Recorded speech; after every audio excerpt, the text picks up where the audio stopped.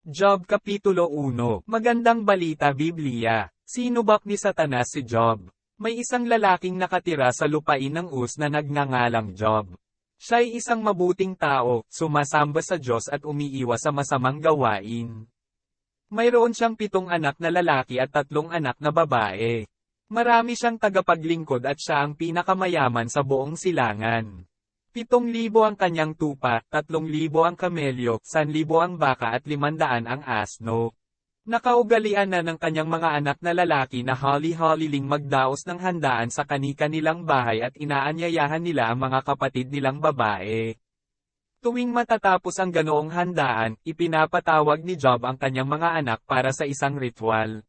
Maagang bumabangon si Job kinabukasan upang mag-alay sa Diyos ng handog na sinusunog para sa kanyang mga anak dahil baka lihim na nilalapastangan ng mga ito ang Diyos at sila'y magkasala.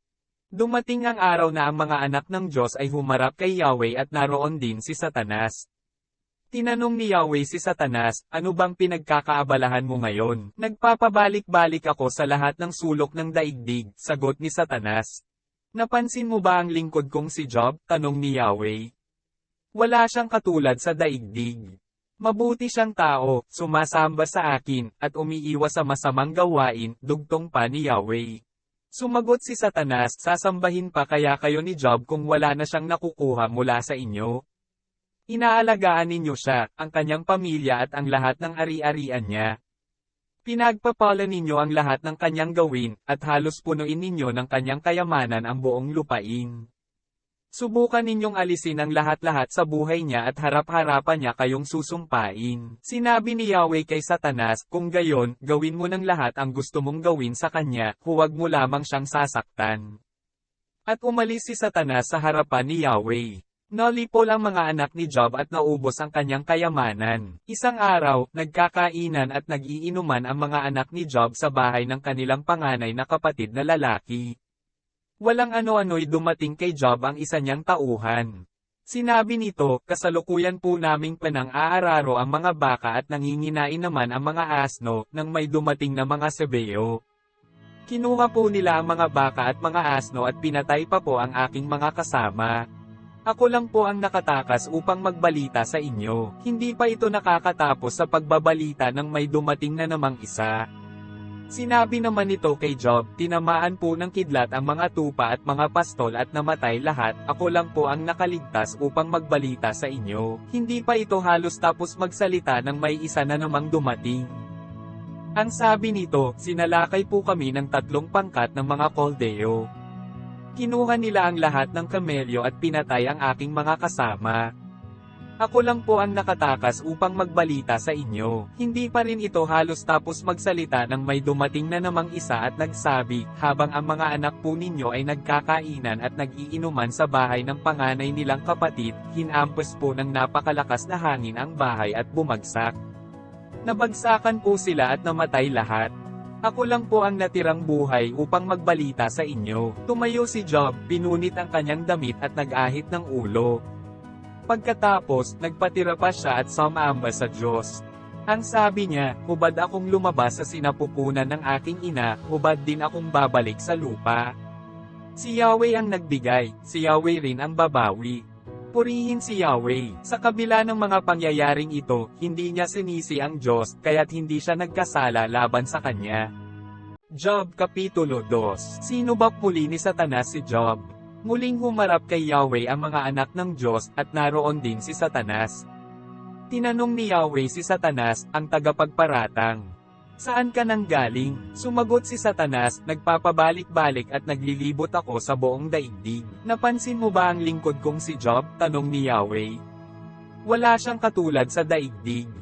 Mabuti siyang tao, sumasamba sa akin, at umiiwas sa masamang gawain. Hinimok mo akong pinsalin siya kahit walang sapat na dahilan, subalit nananatili pa rin siyang tapat sa akin," sabi pa ni Yahweh. Sumagot si Satanas, "Kahit anong bagay ay ibibigay ng tao, huwag lamang siyang mamatay."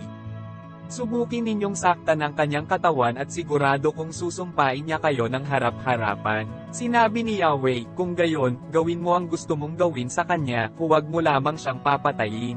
Kaya umalis si Satanas sa harapan ni Yahweh at tinadtad ng nagnanaknak na sugat ang buo nitong katawan mula ulo hanggang talampakan. Naupo si Job sa tabi ng basurahan at kinamot niya ng isang pirasong basag na palayok ang kanyang mga sugat. Sinabi ng kanyang asawa, mananatili ka pa bang matuwid? Sampayin mo ang Diyos at nang mamatay ka na. Ang sagot ni Job, hindi mo naiintindihan ang iyong sinasabi. Pagpapala lang ba ang tatanggapin mo sa Diyos? Hindi ba natin tatanggapin kung bigyan niya tayo ng pagdurusa? Sa kabila ng kanyang paghihirap, hindi nagsalita si Job ng laban sa Diyos. Dinalaw si Job ng kanyang mga kaibigan. Ang masamang nangyari kay Job ay nabalitaan ng tatlo niyang kaibigang si Eliphaz na Temanio, si Bildad na Suita, at si Zophar na Naamita. Nagkasundo silang tatlo na dalawin si Job upang palakasin ang loob niya at makiramay sa kanya. Malayo pa sila'y nakita na nila si Job ngunit hindi nila ito nakilala. Nang makilala nila ito, hindi nila napigil ang umiyak ng malakas. Pinunit nila ang kanilang mga damit at naglagay ng abo sa ulo dahil sa pagdadalamhati. 7 araw at 7 gabi silang naupo sa lupa kasama ni Job. Ngunit hindi nila ito pinagsabihan ng kahit ano sapagkat nakikita nilang hirap na hirap ito sa kanyang kalagayan. Job Kapitulo 3. Dumaing si Job sa Diyos. Pagkaraan ng matagal na pananahimik, nagsalita si Job at isinumpa ang araw nang siya'y isilang. Ito ang kanyang sinabi, hindi na sana ako ipinanganak pa, at hindi na rin sana ako ipinaglihi. Nabalot na sana ng dilim, at huwag mo na sanang maalala pa ang araw na iyon, O Diyos. Huwag mo na sanang pasikatan pa ito ng liwanag. Nanatili na lamang sana ito sa takip ng kadiliman, at nabalot ng ulap upang huwag ng sikatan ng araw. Nalegas sana ito sa tangkay ng panahon, at hindi na napabilang sa aklat ng kasaysayan. Ang gabing iyon sana'y malumbay, wala na sanang sigaw ng kagalakan, at sampay ng mga salamangkerong, nagpapaamo ng dambuhalang Leviathan. Huwag na sanang sumikat ang bituin sa umaga, at huwag na sanang sundan ng umaga ang gabi. Sampay ng gabi ng aking pagsilang, na nagdulot sa akin ng ganitong kahirapan. Bakit hindi pa ako namatay sa tiyan ng aking ina, o kaya'y noong ako'y isilang niya? Bakit kaya ako ay idinuyan pa, kinalong, inalagaan, at binigyan ng gatas sa dibdib niya? Kung namatay ako noon, ako sana'y tahimik na, mahimbing na natutulog at nagpapahinga. Katulad ng mga hari at pinunong yumao, na noong panahon nila'y nagtayo ng mga palasyo. Tahimik na sana ako tulad ng mga pinunong nakapag-imbak sa kanilang bahay ng mga ginto at pilak, o tulad ng mga sanggol na patay ng ipanganak at hindi na nakakita pa ng liwanag. Sa libing ay hindi na makakapanggulo ang mga masasama, at doon ang mga napapagod ay makakapagpahinga. Doon, pati mga bihag ay wala ng ligalig, wala ng mga sigaw at utos na mabagsik. Ang mga aba at mga dakila ay sama-sama roon. Ang mga alipin ay malaya na sa kanilang Panginoon. Bakit pa isinilang kung magdurusa rin lamang? At bakit pa binuhay kung daranes din lang ng kahirapan? Kamatay ay hinahanap ngunit hindi matagpuan. Hinuhukay at ninanais higit pa sa kayamanan. Sa kanila'y ubod tamis nitong kamatayan. Ano kaya ang dahilan at ang tao'y isinilang, kung inilihim naman ng Diyos ang kanyang patutunguhan? Karainggan ang aking pagkain, pagtitiis ang aking inumin. Ang kinatatakutan ko ang siyang nangyari sa akin, at ang pinakaayawan ko ang dumating sa akin. Hindi ako mapalagay, wala akong kapayapaan, kaguluhan sa buhay ko ay walang katapusan. Job Kapitulo 4. Ang unang sagutan. Sinabi ni Eliphaz na Temanio, huwag mo sanang ikasam ng loob ang aking sasabihin. Di ko na kayang manahimik, di na ako makapagpigil. Marami na ring tao ang iyong naturuan, at mahihinang kamay ay iyong natulungan. Salita mo'y nagpalakas sa nanlulupaypay, sa mahina't pagod pangaral mo'y umalalay. Ngayong ikaw na ang dumaranas ng matinding kahirapan, nawawalan ka ng pag-asa at parang nais mong mabuwal? Di ba't may takot ka sa Diyos at masunurin sa Kanya? Kaya dapat magtiwala ka at magkaroon ng pag-asa. Isipin mong mabuti, mayroon bang walang sala na napahamak ang buhay? Mayroon bang mabuting tao na dumanas ng kasawian? Ang alam ko'y ang mga naghahasik ng kasamaan, ay sila ring nag-aani ng kaguluhan. Kaya naman ang Diyos sa tindi ng galit sa kanila, parang dinaanan ng bagyo sila'y pinupuksa niya. Mga masasamang tao'y parang liyong umuungal, ngunit pinatatahimik sila ng Diyos, ngipin nila'y tinatanggal. Para silang liyong walang mabiktima, namamatay sa gutom, at nagkakawatak-watak ang mga anak nila. Minsan, ako ay may narinig, salitang ibinulong sa aking pandinig. Sa lalim ng hating gabi parang ako'y nanaginip kung kailan ang tao'y mahimbing na naiidlip. Ako'y sinakmal ng matinding takot, ako'y kinilabutan at nanggatag ang tuhod. Malamig na hangin, dumampi sa mukha ko, sa takot ay nagtayuan ang aking balahibo. May nakita akong doon ay nakatayo, ngunit di ko mapagwori ang kanyang anyo. Maya-maya, narinig ko ang isang tinig, maaari bang maging matuwid ang isang tao sa paningin ng Diyos? Sa harap ng lumikha, mayroon bang malinis ang loob? Mga lingkod niya sa langit di niya pinagkakatiwalaan, sa kanya mismong mga anghel may nakikita siyang kamalian. Paano pa siya magtitiwala sa taong mula sa alabok? Tulad ng gamo-gamo, ito ay marupok. Ang tao'y buhay ngayon, ngunit hindi tiyak kung mamaya, siya pala ay patay na, di pa alam nitong madla. Ang lahat niyang taglay sa kanya'y mawawala, sa kanyang pagkamatay kulang pa rin sa unawa. Job Kapitulo 5. Sumigaw ka, Job, kung may sisigat sa iyo. Mayroon bang anghel na sa iyo'y sasaklolo? Ang sama ng loob ay pumapatay sa mga taong hanggal. Ang pagkainggit ay kumikitil sa mga taong mangmang. Nakakita na ako ng mga hanggal na panatag kung titingnan, ngunit bigla kong sinusumpa ang kanilang mga tahanan. Walang matakbuhan ang kanilang mga anak, walang sino man ang sa kanila'y magligtas. Ang kanilang ani kinakain ng mga gutom. Kahit ang nasa tinikan, inaagaw sa kanila. Ninanosa ng mga uhaw ang kayamanan nila. Ang kahirapay hindi sa alabok nagmula, at ang kaguluhay hindi tumutubo sa lupa. Tiyak na daranes ng kahirapan ang tao, kung paanong may tilamsik ng apoy sa apuyan. Kung ako sa iyo, lalapit ako sa Diyos, at ang aking kalagayan, sa Kanya idudulog. Mga dakilang gawa niya ay di natin mauunawaan, mga kababalaghan niya ay walang katapusan. Ang lupa'y pinadadalhan niya ng ulan, mga bukiri ay Kanyang pinatutubigan. Ang nagpapakumbaba ay Kanyang itinataas, ang mga nalulungkot, Kanyang inililigtas. Mga pakana ng mga tuso ay Kanyang sinisira, kaya anumang gawin nila'y wala silang napapala.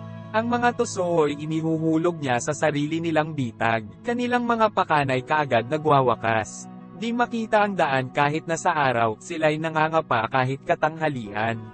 Ngunit inililigtas ng Diyos ang mga ulila, inyaahon niya sa kaapihan ang mga dukha. Binibigyan niya ng pag-asa ang mga dukha, pinatatahimik niya ang masasama. Mapalad ang taong dinidisiplina ng Diyos na makapangyarihan. Ang pagtutuwid niya sa iyo'y huwag mong ipagdamdam. Ginagamot niya ang kanyang nasugatan. Pinapagaling niya ang kanyang nasaktan. Sa tuwi-tuwi na, paningin niya'y nasa iyo, upang ikaw ay ingatan, laging handang sumaklolo. Sa panahon ng taggutom, di kanya pababayaan, at kung sa digmaan ay hindi kanya iiwan. Ililigtas kanya sa dilang mapanira, at di ka matatakot sa kapahamakan. Kaguluhan at taggutom, iyo lamang tatawanan, at mababangis na hayop, hindi mo katatakutan. Walang mga bato sa bukid na iyong sisikahan, may ilap na hayop, di ka lalapain. Magiging ligtas ang iyong tahanan, at ang iyong mga kawan ay hindi mababawasan. Ang lahi mo ay di mapipigil sa paglaki, tulad ng damo, ang mga subling mo ay darami. Tatamasahin mo ang mahabang buhay, katulad ng bungang nahinog sa panahon ng anihan. Ang mga ito'y aming matagal na pinag-aralan, pakinggan mo't alamin pagkat ito'y katotohanan. Job Kapitulo 6. Sinisi ni Job ang mga kaibigan.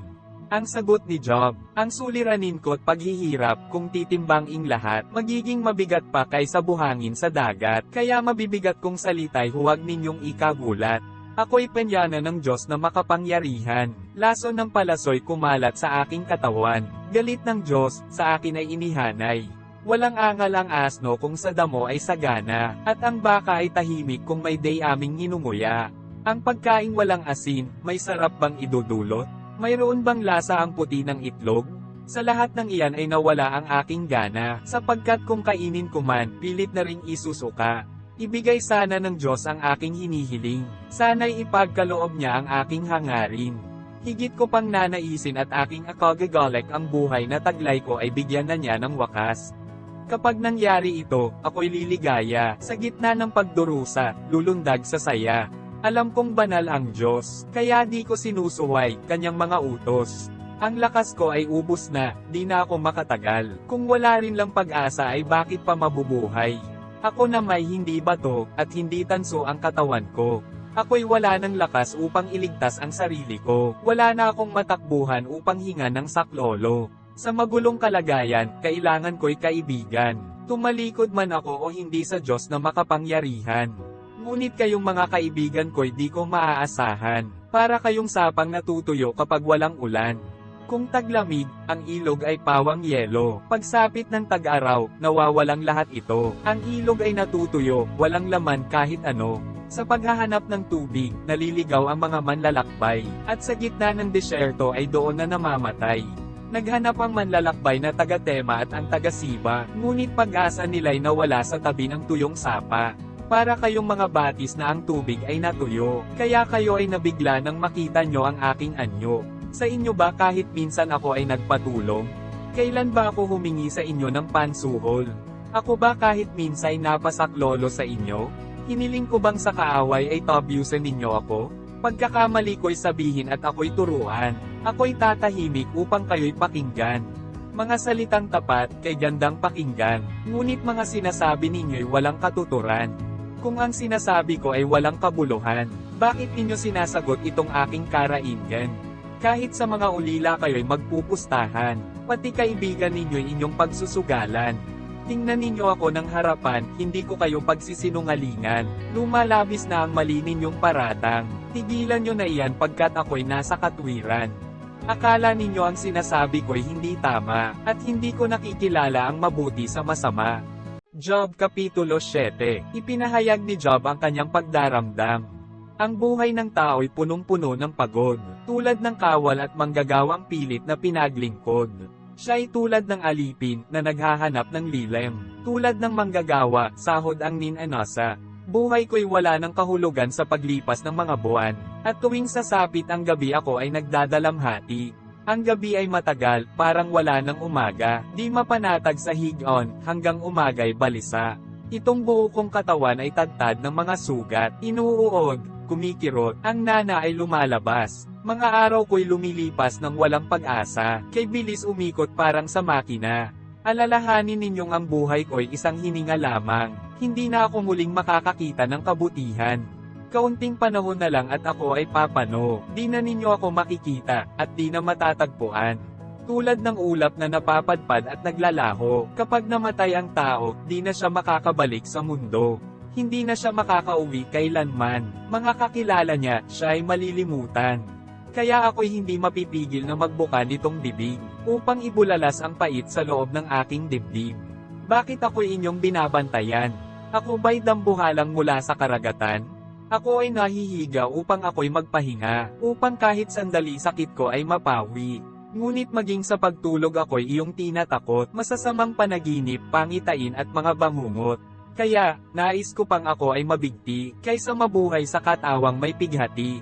Ako'y hirap na, ayaw ko nang mabuhay. Iwan mo na ako, buhay ko'y wala rin lang saysay.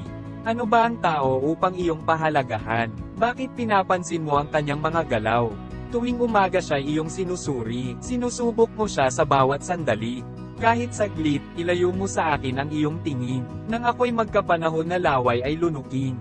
Kung ako'y nagkasala, ano ba naman iyon sa'yo? Ikaw na tagapagmasid ng mga tao, bakit ba ako ang napagbubuntunan mo? Ako ba ay isang pabigat sa'yo? Bakit di pa patawarin ang aking kasalanan? Bakit di pa kalimutan ang aking pagkukulang? Ako rin lang ay patungo na sa huli kong hantungan. Ako'y iyong hahanapin ngunit di matatagpuan. Job Kapitulo 8. Makatarungan ang Diyos. Ito naman ang sagot ni Bildad na Suita. Hanggang kailan ka magsasalita ng ganyan? Mga salitang parang hangin at walang kabuluhan. Hindi pinipilipit ng Diyos ang katarungan. Hindi binabaluktot ng makapangyarihan ang katwiran. Maaaring nagkasala sa Diyos ang iyong mga anak, kaya't ibinigay niya sa kanila ang parusang nararapat. Ngunit kung ikaw ay lalapit at makiusap sa Diyos na makapangyarihan, kung ikaw ay talagang tapat at malinis ang kalooban, tutulungan ka ng Diyos, gagantimpalaan at ibabalik niya ang iyong sambahayan. Maliit na bagay ang mga nawala mong kayamanan, kung ihahambing ang sa iyo ay kanyang ibibigay. Alamin mo ang mga nagdaang kasaysayan, itanong sa matatanda ang kaalamang natuklasan. Buhay natin maikli lang, at kaalaman natin kulang. Parang anino lamang tayong dumaan sa ibabaw ng sanlibutan. Pakaisipin mo ang kanilang mga aral, ang kanilang sinasabi ay iyong pakinggan. Ang halaman sa tubigan ay di mabubuhay, kundi sa matubig at malamig na lugar lamang. Ito'y unang nalalanta kapag ito ay natuyuan, kahit bagong tubo pa lang at di pa napuputulan. Ganyan ang katulad ng mga taong walang Diyos, pag-asa ay mawawala kapag ang Diyos ay nilimot. Ang mga bagay na pinagkakatiwalaan nila ay kasing grupok lamang ng sapot ng gagamba. Kapag ito'y sinandalan, agad itong nalalagot. Kapag ito'y hinawakan, tiyak itong masisira. Ang masasamang tao'y parang damong nagsusulputan, tulad ng masamang damong kumakalat sa halamanan. Bumabalot sa mga bato ang kanilang mga ugat, at sa bawat bato sila'y humahawak. Ngunit kapag sila'y nabunot sa kinatatamnan, wala nang nakakaalala sa dati nilang kalagayan. Ganyan ang kasiyahan ng masasamang tao, may iba namang lilito at kukuha ng kanilang pwesto. Hindi pababayaan ng Diyos ang mabuting tao, ngunit sa masamay hindi siya sasaklolo. Patatawanin kanya at pasisigawin sa tuwa, ngunit ang mga kaaway mo'y kanyang ipapahiya, at ang tahanan ng masasama ay ganap na mawawala. Job Kapitulo 9, ang sagot ni Job. Ito naman ang tugon ni Job. Matagal ko nang alam ang mga bagay na iyan, ngunit sino bang matuwid sa harap ng may kapal? Mayroon bang maaaring makipagtalo sa kanya? Sa 1,000 niyang tanong, walang makakasagot kahit isa. Ang Diyos ay matalino at makapangyarihan. Sinong lumaban na sa kanya at nagtagumpay? Walang sabi-sabing inuuga niya ang bundok. Sa tindi ng kanyang galit, ito'y kanyang dinudurog. Ang buong lupa ay kanyang niyayanig, at inuuga niya ang saligan ng daigdig. Maaari niyang pigilan ang pagsikat ng araw, pati ang mga bituin sa kalangitan. Mag-isa niyang inilatag ang sangkalangitan, kanyang tinapakan ang dambuhalang karagatan. Siya ang gumawa ng mga bituin sa kalawakan, sa Oso, sa Orion, sa Pleiades at sa mga kumpol ng mga bituin sa katimugan. Makapangyarihan niyang gawa ay hindi maunawaan, ang kanyang mga himala ay hindi mabibilang. Siya'y nagdaraan ngunit hindi ko mamasdan, siya'y kumikilos ngunit hindi ko maramdaman. Nakukuha niya ang anumang magustuhan, at sa kanya'y walang makakahadlang. Walang makakapagtanong, bakit mo ginawa yan? Ang puot ng Diyos ay hindi maglulubag. Sa mga tumulong sa dambuhalang si Rahab, paano ko masasagot ang tanong niya sa akin? Maghahanap pa ako ng mga salitang aking bibigkasan. Kahit ako'y walang sala, ang tangi kong magagawa sa harap ng Diyos na hukom ay magmakaawa. Kahit bayan niyang ako'y magsalita, hindi ko rin matiyak kung ako'y papakinggan nga. Malakas na bagyo at mga sugat ang sa akin ibinigay, kahit wala naman siyang sapat na dahilan. Ang hininga ko ay halos kanya ng lagutin. Puro kapaitan ang idinulot niya sa akin. Sa lakas niyang taglay hindi siya kayang talunin. Hindi siya maaaring pilitin at sa hukuman ay dalhin. Ako'y walang kasalanan at tapat na namumuhay, ngunit bawat sabihin ko ay laban sa aking katauhan. Wala nga akong sala, ngunit hindi na ito mahalaga. Wala nang halaga ang aking sarili, pagod na akong mabuhay. Iisa ang pupuntahan ng lahat, ito ang aking nasabi.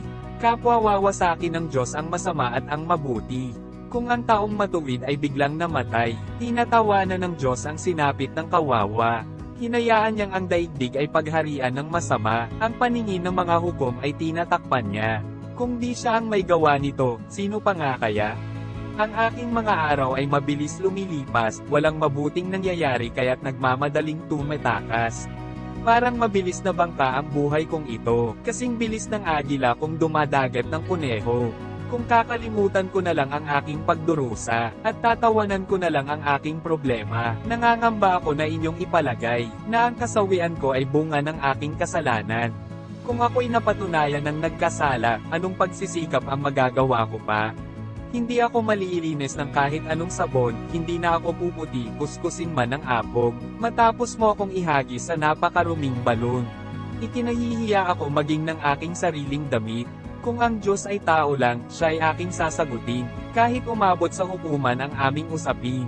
Ngunit sa aming dalaway walang tagapamagitan, upang alitan namin ay kanyang mahatulon. Ang pamalo ng Diyos sana'y ilayo na sa akin, at huwag na sana niya akong takutin. At ihahayag ko ang nais kong sabihin, sapagkat ako ang nakakaalam ng sarili kong damdamin. Job Kapitulo 10. Idinaing ni Job ang kanyang kalagayan. Ako'y nagsasawa na sa buhay kong ito, sasabihin ko ng lahat, mapapait kong reklamo.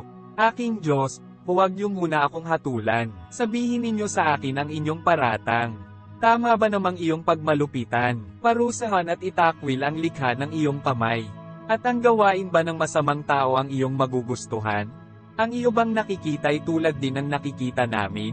Ang iyo bang buhay ay maikling tulad ng sa amin?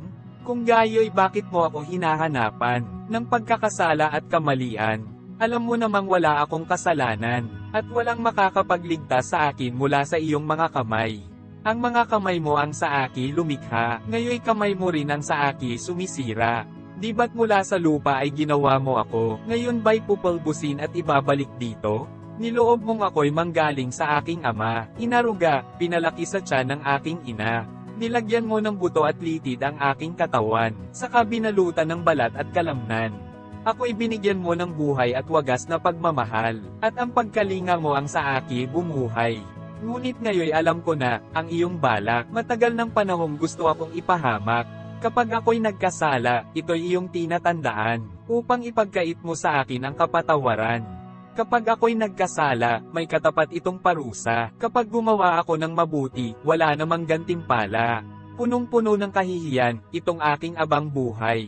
Kung ako'y magtagumpay, parang leon mong tutugisin. Gumagamit ka pa ng himala upang ako'y kalabanin. Palagi kang may testigo laban sa akin. Ang galit mo sa akin tumitindi bawat oras. Palagi kang may naiisip na panibagong bitag. Bakit mo hinayaang ako ay isilang pa? Namatay na sana ako bago pa mayroong sa akin nakakita. Bago ako isinilang ako sana'y namatay na. Sa libingan sana nagtuloy mula sa tiyan ng aking ina. Maikli na ang aking buhay kaya't ako'y tigilan mo na, upang sa aking natitirang araw mapadama ng kaunting ginhawa. Ako'y malapit ng pumanaw, at hindi na magbabalik. Ang pupuntahan ko'y madilim at mapanglo na daigdig. Isang lupain ng anino at kaguluhan, na ang pinakailaw ay ang kadiliman. Job Kapitulo 11. Ang sagot ni Zophar kay Job. Sumagot naman si Zophar na isang naamita, palalampasin na lang ba ang napakarami mong sinabi? Tama ba ang isang tao kapag ito ay maraming salita? Akala mo ba'y di masasagot ang mga sinabi mo, at sa iyong pangungutya, kami di na makapagsasalita?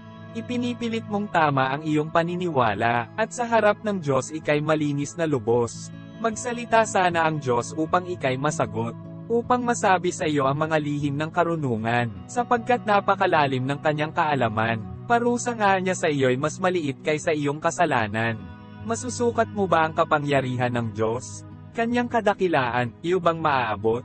Higit itong mataas kaysa kalangitan, at mas malalim kaysa daigdig ng mga patay.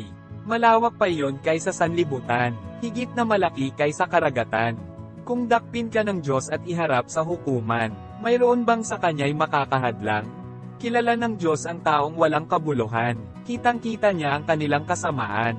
Ang hanggal ay maaaring tumalino, kung ang mailap na asno ay ipinanganak ng maamo. Ang iyong puso, Job, sa Diyos mo isuko at sa kanya iabot ang mga kamay mo. Alisin mo ang kasalanan sa iyong mga kamay, linisin mo sa kasamaan ang iyong tahanan.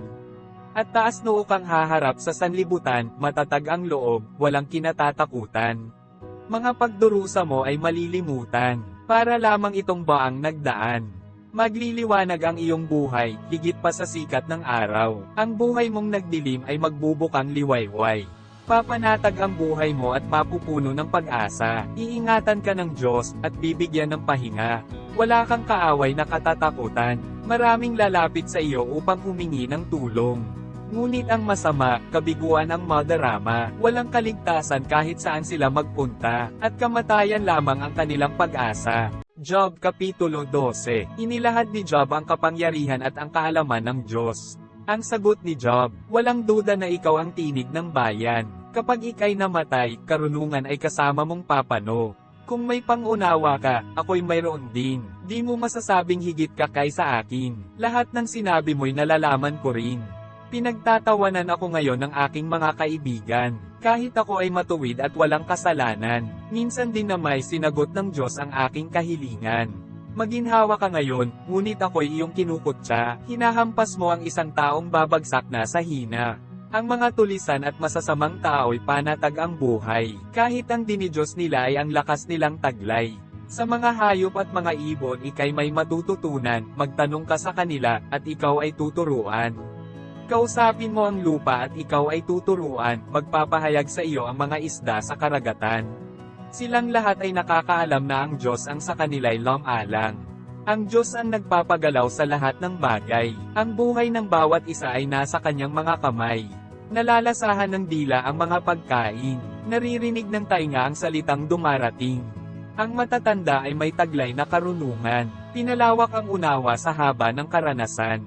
Ngunit likas sa Diyos ang kaalaman at kapangyarihan. Taglay niya'y karunungan at katalinuhan. Walang makakapagtayo muli ng kanyang iba. Sino mang ikulong niya'y walang makakapagpalaya. Nagkakaroon ng tagtuyot kapag pinigilan niya ang ulan. Dumarating ang baha kapag tubig ay kanyang pinakawalan. Makapangyarihan siya at laging nagtatagumpay. Ang mandaraya at dinadaya ay nasa kanyang mga kamay. Inaalis niya sa mga pinuno ang taglay nilang dunong. Ginagawa niyang hanggal ang mga hukom. Inaalis niya sa mga hari ang pamamahala, at sila'y ginagapos niya ng mga tanikala. Maging mga pari kanyang hinihiya, mga nasa kapangyarihan kanyang ibinabab. Mga pinagkakatiwalaang tao'y kanyang pinatatahimik, talino ng matatanday kanya ring inaalis. Mga pinuno'y inilalagay niya sa kahihiyan, mga namamahalay inaalisan niya ng kalakasan. Pinakamalalim na hiwagay kanyang inihahayag, maitim na kadil imay pinapalitan niya ng liwanag. Mga bansay pinapalakas niya at pinapalawak, ngunit kanya ring ginagapi at tuloy winawasak. Karunungan ng mga hari ginagawang kahangalan. Sa pagpapasya'y nalilito, di alam ang pupuntahan. Sa dilim sila'y nangangapa, sa paglakad ay naliligaw, animoy mga lasing, sa daan ay sumusuray. Job Kapitulo 13. Iginiit ni Job na wala siyang kasalanan. Lahat ng sinabi mo ay narinig ko na rin. Ang alam mo'y alam ko rin. Hindi ka higit sa akin. Hindi kayo ang kausap ko kundi ang Diyos na makapangyarihan. Sa Kanya ko idudulog itong aking kalagayan. Ngunit kayo'y mga sinungaling. Tulad ninyo'y manggagamot na walang kayang pagalingin. Tumahimik na lamang sana kayo, baka akalain pa ng iba na kayo'y matalino. Pakinggan ninyo ngayon ang aking sasabihin, at ang aking panig ay inyong unawain. Bakit ba kayo'y nagsasalita ng di katotohanan? Makatutulong ba sa Diyos ang inyong kasinungalingan? Kayo ba ang tatayo at siya ay ipaglalaban? Kayo ba ang magtatanggol sa kanyang kalagayan? Kung siyasatin kayo ng Diyos, ano kaya ang makikita? Siya ba'y inyong madadayang tulad ng iba? Tiyak na siya'y magagalit, kayo ay pagsasabihan, kahit palihim na mayroon kayong kinikilingan. Sasakmalin kayo ng takot pagkat siya'y makapangyarihan. Mga kasabihan ninyo'y walang silbi tulad ng abo, singhina ng putik ang mga katwiran ninyo. Tumahimik na lang kayo at ako'y pasalitain. Hayaang mangyari ang mangyayari sa akin. Nakahanda akong itaya ang buhay kong angkin. Hindi ako natatakot kung ako man ay patayin. Maiharap lamang sa kanya itong aking usapin. Maaaring iligtas ako ng aking katapangan, sapagkat wala namang masamang tao na makakaharap sa may kapal. Pakinggan mong mabuti itong aking sasabihin, itong paliwanag ko ay iyong unawain. Nakahanda akong ailahad ang aking panig, sapagkat alam ko namang ako ay nasa katwiran. O Diyos, lalapit ka ba upang ako'y usigin? Kung gayon, handa akong manahimik at mamatay. Mayroon akong dalawang kahilingan, at ako'y di magtatago kung iyong papayagan. Itigil mo na itong pagpaparusa sa akin, at sa takot ay huwag mo akong patayin. Magsalita ka, at aking tutugunin, o kaya'y sagutin mo ang aking sasabihin. Saan ba ako nagkamali? Ano ba ang aking kasalanan? Pagkakasala ko'y maaari ko bang malaman? Bakit ako iyong pinagtataguan? Bakit itinuturing mo akong isang kaaway? Para akong isang dahon, huwag mo na akong takutin. Ang katulad ko'y aypa, na tinatangay ng hangin. Kay pait naman ang iyong mga paratang. Kasalanan ko noong ako'y bata iyo pang ibinibilang. Itong aking mga paa ay nilagyan pa ng gapos. Tinitingnan, sinusuri ang aking bawat kilos. Kaya't ako'y parang kahoy na nabubulok, parang damit na nasa Ira, unti-unting nauubos. Job Kapitulo 14. Maikli ang buhay ng tao. Ang buhay ng tao'y maikli lamang, subalit punong-puno ng kahirapan. Tulad ng bulaklak na namumukadkad, nalalanta at nalalagas, parang aninong nagdaraan, naglalaho at napaparam. Titingnan mo pa ba ang ganitong nilalang? Dadalhin mo pa ba siya sa hukuman? Mayroon bang malinis na magmumula sa taong marumi at masama? Sa simula pa'y itinakda na ang kanyang araw, at bilang na rin ang kanyang mga buwan. Nilagyan mo na siya ng hangganan na hindi niya kayang lampasan. Lubayan mo na siya at pabayaan, nang makatikim naman kahit kaunting kaganhawahan. Kahoy na pinutol ay may pag-asa, muli itong tatubo at magsasanga. Kahit pa ang ugat nito ay matanda na, at mamatay ang puno sa kinatatamnan niya, ngunit ito'y nag-uusbong kapag diniligan, ito'y magsasanga tulad ng batang halaman. Ngunit ang tao kapag namatay, iyon na ang kanyang katapusan. Pagkalagot ng kanyang hininga, saan naman kaya siya pupunta? Tulad ng ilog na tumigil sa pag-agos, at gaya ng lawa na ang tubig ay naubos. Ngunit ang tao kapag namatay hindi nababangon, hanggang ang langit ay maparam. Itago mo na sana ako sa daigdig ng mga patay, hanggang sa ang puot mo'y mapawi ng lubusan, at muli mong maalala ang aking kalagayan. Kung ang tao ay mamatay, siya kaya'y muling mabubuhay? Ngunit para sa akin, paglaya ko sa hirap ay aking hihintayin. Ikaw ay tatawag at ako'y sisigot sa iyong nilikha, ikaw ay malulugod. Kung magkagayon, bawat hakbang ko'y iyong babantayan, di mo natatandaan ang aking mga kasalanan. Ang mga kasalanan ko'y iyong patatawarin, lahat ng kasamaan ko'y iyong papawiin. Darating ang araw na guguho ang kabundukan, malilipat ng lugar mga batong naglalakihan. Sa buhos ng tubig, ang bato ay naagnas, ang lupang matigas sa baha ay natitibag. Gayon ang pag-asa ng tao, kapag iyong winasak. Nilulupig mo ang tao at tuluyang naglalaho, sa sandali ng kamatayan nagbabago ang kanyang anyo. Anak man niya'y parangalan, hindi na niya malalaman, hindi na rin mababatid kung bigyan silang kahihiyan. Ang kanya lamang nadarama ay sakit ng sariling katawan, ang tanging iniisip ay ang sariling kalungkutan. Job Kapitulo 15. Ang ikalawang sagutan. Ang sagot ni Eliphaz na taga-Teman, mga salita mo'y pawang kahangalan, ang sinasabi mo ay parang hangin lang. Ang sinasabi mo'y salita ng isang hanggal, di ka mailigtas ng salitang walang saysay. Kung ikaw ang masusunod, wala nang matatakot sa Diyos, at nais mong hadlangan ang sa Kanya'y dumudulog. Kasamaan mo'y nahahalata sa iyong mga salita, nais mo pang magtago sa mga salitang may daya. Kaya nga ang humahatol sa iyo ay hindi ako, salita mong binibigkas ang humatol sa iyo. Akala mo ba'y ikaw ang unang taong isinilang? Nauna ka pa ba sa mga kabundukan? Naroon ka ba nang sabihin ng Diyos ang kanyang plano, o sa palagay mo'y ikaw lang ang may talino? Ano ba ang alam mo na di namin nalalaman? Lahat ng naiintindihan mo'y amin ding nauunawaan. Ang mga may uban sa buhok ay aming kasama, mga taong matatanda pa sa iyong ama. Inaaliw ka ng Diyos ngunit ayaw mong pansinin. Ang banayad naming payo na sa puso nang gagaling. Bakit nagmamatigas pa, ipinipilit ang sarili? Mga matay nanlilisik kapag tinitingnan kami. Bakit ba ang galit mo'y sa Diyos ibinubunton, at sa Kanya iniuukol ang salitang walang hinahon? Sino ba ang walang sala, at malinis na lubos? Sinong isinilang na matuwid sa harap ng Diyos? Kung doon sa mga anghel, tiwala ng Diyos ay di lubusan, kahit silang nasa langit ay mayroon ding pagkukulang.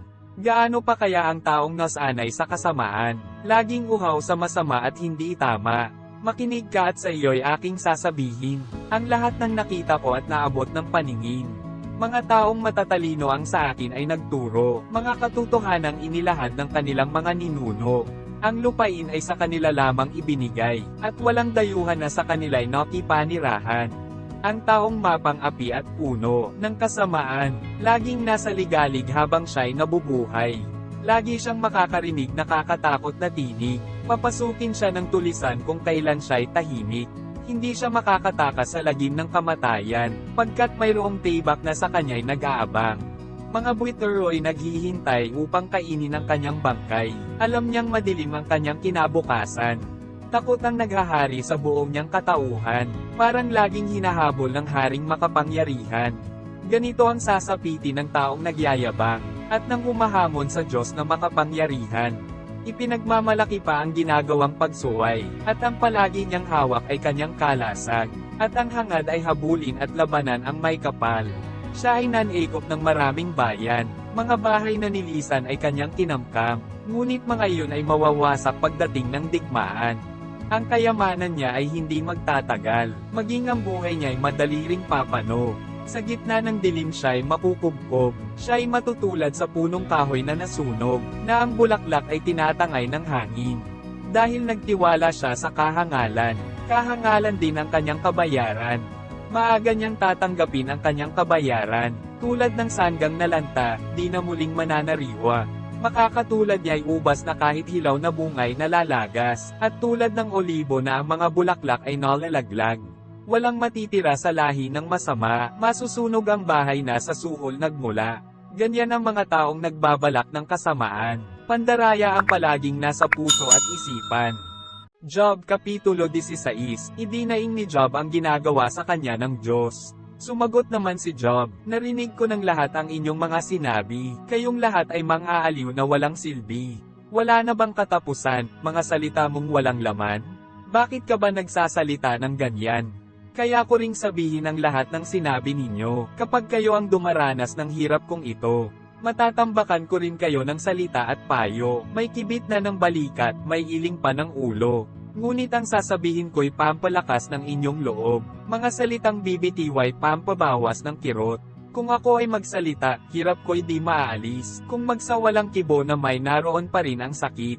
Pinanlupaypay ng Diyos ang abkong katauhan, at nilipol pa niya pati aking sambahayan.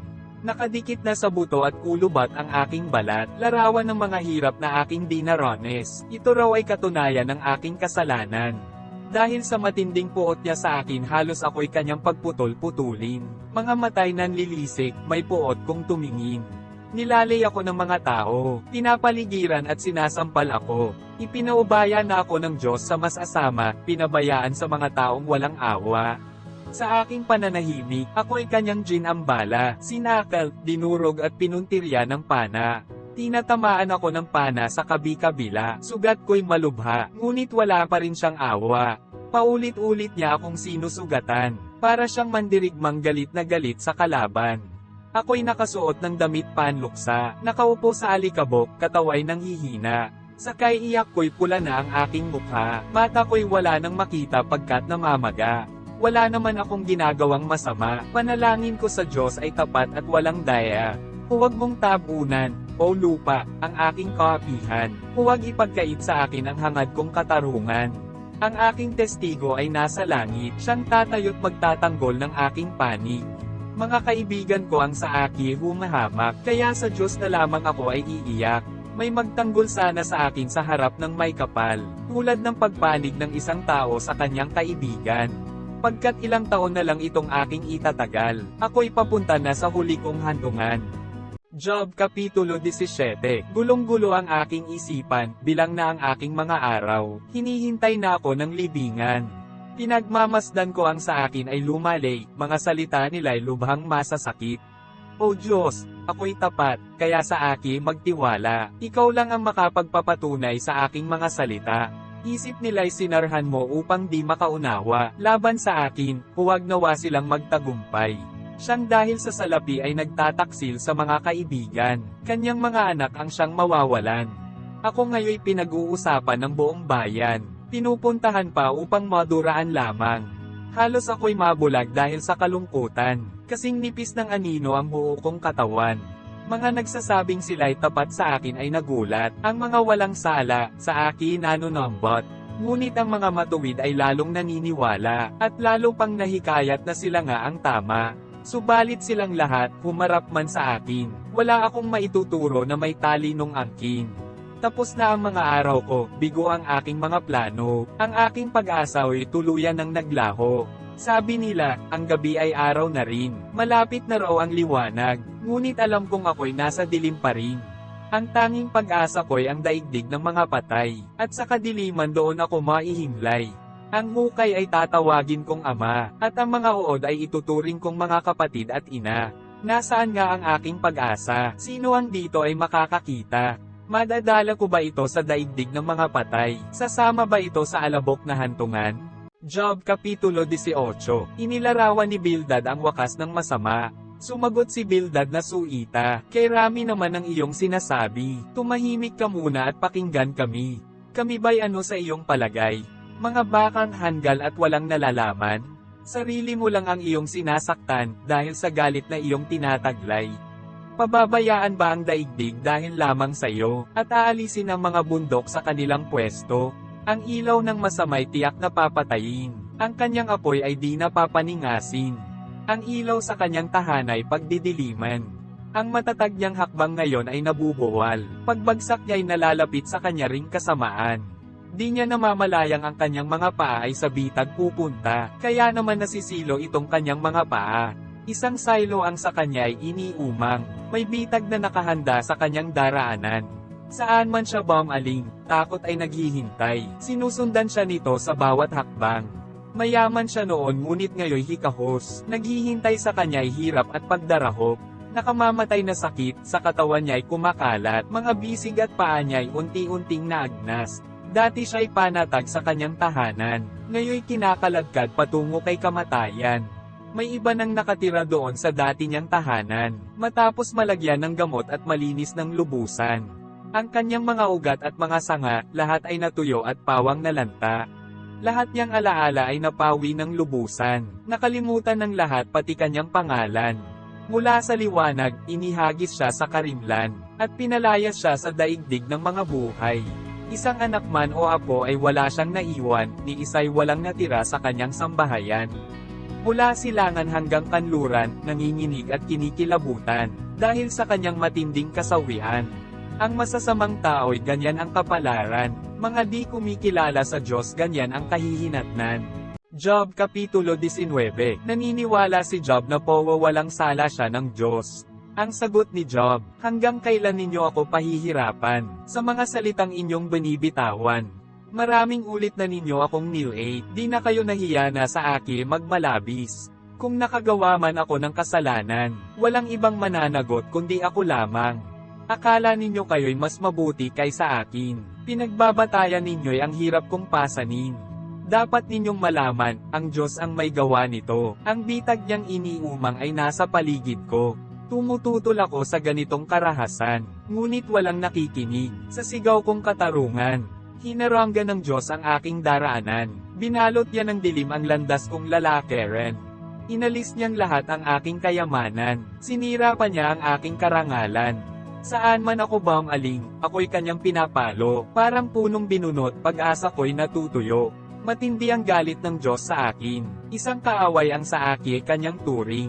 Ang hukbo niya ay tinipon at ako ay kinubkob, ang aking tahanan ay kanilang sinakop. Ang mga kapatid ko'y pinalayo niya sa akin, mga dating kakilala, hindi na ako pinapansin. Pati mga kamag-anak ko'y nag-alisan, naiwan akong walang kaibigan. Dati kong mga panauhi di na ako kilala, para na akong dayuhan sa aking mga alila. Ang utos ko sa kanila'y hindi na rin pinapansin, makiusap man ako'y ayaw pa rin akong sundin. Pati na ang asawa ko'y nandidiri sa akin, mga kapatid ko sa laman, ayaw akong makapiling. Ako'y kinukutya ng mga batang paslit kapag ako'y nakita, pinagtatawanan at nilalay. Mga kaibigan kong matalik sa akin ay nasusuklem, ang mga minamahal ko, ako'y nilalayuan. Butot balat na lamang ang natitira sa akin, ang pag-asa kong mabuhay, maliit na at kay titing. Mga kaibigan ko, sa akin sana'y mahabag, kamay na ng Diyos ang sa akin humahampas. Bakit niyo ako inuusig tulad ng ginagawa ng Diyos? Di pa ba kayo masaya sa kahirapan kong lubos? Ang mga salita ko sana'y may sulat, at may tala sa isang buong aklat, at maiukit sa bato itong mga sinabi ko, upang habang panahoy mabasa ng mga tao. Ngunit alam kong di natutulog ang aking tagapagligtas, na magtatanggol sa aking pagdating ng wakas. Pagkatapos na maubos itong aking buong balat, makikita ko ang Diyos kahit laman ay magnos. Siya'y aking mamamasdan, at mukha ang makikita. Siya'y makikilala nitong aking mga mata. Ang puso ko'y nananabik na masdan ko na siya. Ako ay patuloy ninyong uusigin. sapagkat iniisip ninyong ang sala nga ay sa akin. Kayo sana ay mag-ingat sa talam nitong Tebak na siyang maghahatid ng parusa sa kasalanan, upang inyong malamang may hahatol nga sa wakas. Job Kapitulo 20. Inilarawan ni Zophar ang bahagi ng masama. Sinabi ni Zophar na naamita, ang iyong mga sinabi ay hindi ko na nagugustuhan, kaya hindi ko na mapigilan ang pagsali sa usapan. Ang iyong mga sinabi ay puro panlalait, kaya tugon ko ngayoy aking ipababatid. Hindi mo ba nalalaman na buhat pa sa simula, nang ang tao ay ilagay sa ibabaw ng lupa, ang pagmamataas ng masama ay di nagtatagal, umabot man sa langit ang kanyang katanyagan, at ang kanyang ulo, sa ulap ay umabot man. Ngunit tulad ng alabok, ganap siyang mapaparam. Ang hantungan niya ay hindi alam ng sino man. Siya'y parang panaginip na mawawala, parang pangitain sa gabi, di na muling makikita. Di na siya muli pang makikita ng mga dating kaibigan at kapamilya. Makikasama sa mahihirap ang kanyang mga anak, kaya manang kinamkam, mapapabalik lahat. Ang lakas ng kabataan na dati niyang taglay, kasama niyang maihimlay sa alabok na hantungan. Ang lasa ng kasamaan para sa kanya ay matamis, ninanamnam pa sa dila, samantalang nasa bibig. Itong kanyang kasamaan ay hindi niya maiwan, kahit gusto man niyang iluwa ay di niya magagawa. Ngunit nang ito'y lunukin, dumaan sa lalamunan, ubod pala ng pait, lason sa katawan. Kaya manang kinamkam niya, kanya ngayong isusuka, palalabasin nga ng Diyos mula sa kanyang bituka. Ang nilulunok ng taong masama ay tulad ng kamandag, parang tuklaw ng isang ahas na sa kanya ay papatay. Ang mga ilog at batis na siyang dinadaluyan, ng pulot at gatas ay di na niya mamamasdan. Di rin niya papakinabangan lahat ng pinaghirapan, di niya malalasap ang naipong kayamanan, sapagkat ang mahihirap ay inapi niya, kinamkam ang mga bahay na itinayo ng iba. Kanyang pagkagahaman ay walang katapusan, walang nakakaligtas sa kanyang kasakiman. Kapag siya'y kumakain, wala siyang itinitira, ngunit ang kasaganaan niya ngayoy magwawakas na. Sa kanyang kasaganaan, daranas ng kagipitan, at siya'y darat na ng patong-patong na kahirapan. Kumain na siya at magpakabusog, matinding galit ng Diyos sa kanya ay ibubuhos. Makaligtas man siya sa tebak na bakal, palasong tanso naman ang sa kanya ay magbubuwal. Kapag ito'y itinudla sa abdo niya ay taut-uso, kung makita niya ito, manginginig siya sa takot. Matinding kadiliman ang sa kanya ay naghihintay, masusunog siya sa apoy na hindi namamatay. Wala ring matitira sa kanyang pamilya. Ipahahayag ng langit ang kasamaan ng taong ito, laban sa kanya, ang lupa'y magpapatotoo. Ang lahat ng kayamanan niya ay sisirain, sa galit ng Diyos ito ay tatangayin. Ganito ang sasapitin ng lahat ng masasama, kapasyahan ng Diyos, sa kanila'y itinakda. Job Kapitulo 21. Pinatunayan ni Job na masagana ang buhay ng masama. Ang sagot ni Job, pakinggan ninyong mabuti itong aking sasabihin. Ituturing ko ng ito'y pag-aliw sa akin. Ako muna'y inyong pagsalitain, at pagkatapos nito, saka na ninyo lating. Di laban sa tao itong aking hinanakit, may sapat akong dahilan, kung bakit hindi makatiis. Tingnan ninyo ang hitsura ko, hindi pa ba ito sapat, upang tumahimik na kayo at walang salitang mabigkas? Tuwing iisipin ko itong sinapit ko, ako'y nanginginig at nanlulumo. Bakit kaya ang masamay hinahayaan pang mabuhay, tumatanda pa at nagtatagumpay? Mayroon silang mga anak at mga apo, naabutan pa nila ang paglaki ng mga ito. Hindi pinipinsala ang kanilang mga tahanan, parusa ng Diyos ay di nila nararanasan. Ang pagdami ng kanilang mga hayop ay mabilis, ang inahin nilang bakay nasa ayos kung magbuntis. Ang kanilang mga anak ay naghahabulan, parang tupang naglalaro at mayroon pang sayawan. Umaawit sa saliw ng tamburin at lira, umiindak, nagsasayaw sa tunog ng mga plauta. Ang buong buhay nila ay puspos ng kasaganaan, at mapayapa ang kanilang pagharap sa kamatayan. Sinasabi nila sa Diyos, huwag mo kaming pakialaman. Ayaw naming alamin ang iyong kalooban. Sino ba ang makapangyarihang Diyos upang sambahin namin? At ano bang mapapala kung sa Kanya'y mananalangin? Ang akala nila, sa sariling lakas galing ang tagumpay. Ngunit di ako sang-ayon sa kanilang palagay. Ilawan ba ng masamay pinatay ng minsan? Sila ba ay dumanas ng matinding kahirapan? At ang parusa ng Diyos, sa kanila ba'y ipinataw? Itinulad ba sa day aming nililipad nitong hangin? O ay pang walang laman, tinatangay sa papawiring? Sinasabi ninyong ang anak ay pinaparusahan dahil sa sala ng kanyang magulang. Parusahan sana ng Diyos ang mismong may kasalanan. Sa gayo'y mararanasan nila ang kahirapang sasapitin. Sa parusa ng makapangyarihang Diyos, sila ang pagdanasin. Kapag ang isang tao'y binawian ng buhay, ano pang pakialam niya sa pamilyang naiwan? Sinong makakapagturo ng dapat gawin ng Diyos, na siyang humahatol sa buong sansinukob? May taong namamatay sa gitna ng kasaganaan, panatag ang katayuan, maginhawa ang kabuhayan. Katawan niya ay malusog, at malalakas ang tuhod. Mayroon namang namamatay sa kahirapan, ni hindi nakalasap kahit kaunting kaligayahan. Ngunit pareho silang sa alabok na hihimlay, at kapwa inuuod ang kanilang katawan. Alam ko kung ano ang binabalak ninyong gawin, at ang masamang iniisip ninyo laban sa akin. Tiyak na itatanong ninyo kung nasaan ang tahanan ng taong namuhay sa kasamaan. Hindi ba ninyo na itatanong sa mga manlalakbay, mga ulat nila'y hindi ba ninyo pinaniniwalaan? Sa panahon ng kahirapan at kasawiang palad, di ba't ang masama ay laging naliligtas? Sa kanyang kasama ay walang nagpapamukha, walang naniningil sa masama niyang gawa. Kapag siya ay namatay at inihatid na sa hukay, maraming nagbabantay sa kanyang libingan. Napakaraming sa kanya ay maghahatid sa libing, pati lupang hihigan niya, sa kanya ay malambing. Ngunit pang-aaliw ninyo'y walang kabuluhan, pagkat lahat ng sagot ninyo'y pawang kasinungalingan. Job Kapitulo 22, ang ikatlong sagutan. Ang sagot ni Eliphaz na taga-Teman. Ang tao ba'y may maitutulong sa Diyos na manlilikha, kahit na siya'y marunong o kaya ay dakila? May pakinabang ba ang makapangyarihang Diyos kung ikaw ay matuwid? May mapapala ba siya kung ikaw man ay malinis? Dahil ba sa takot mo sa Kanya, kaya Kanya sinasaway, pinagsasabihan at dinadala sa hukuman? Hindi. Ito'y dahil sa napakalaki ng iyong kasalanan, at sa mga ginagawa mong mga kasamaan. Mga kapatid mo'y iyong pinaghuhubad, upang sa utang nila sa iyo sila'y makabayad. Ang mga nauuhaw ay hindi mo pinainom, hindi mo pinakain ang mga nagugutom. Lakas mo ang ginagamin kaya lupa'y nakakamkam, at ibinibigay ito sa iyong kinalulugdan. Hindi mo na nga tinulungan ang mga byuda, inaapi mo pa ang mga ulila. Kaya napapaligiran ka ngayon ng mga bitag, at bigla kang binalot ng mga sindak. Paligid mo'y nagdidilim kaya di ka makakita, maging tubig nitong baha ay natatabunan ka. Di ba't ang Diyos ay nasa mataas na kalangitan, at ang mga bituin sa itaas ay kanyang tinutunghayan? Ngunit ang sabi mo, ang Diyos ay walang nalalaman, at hindi tayo mahahatulan, pagkat sa ulap siya'y natatakpan.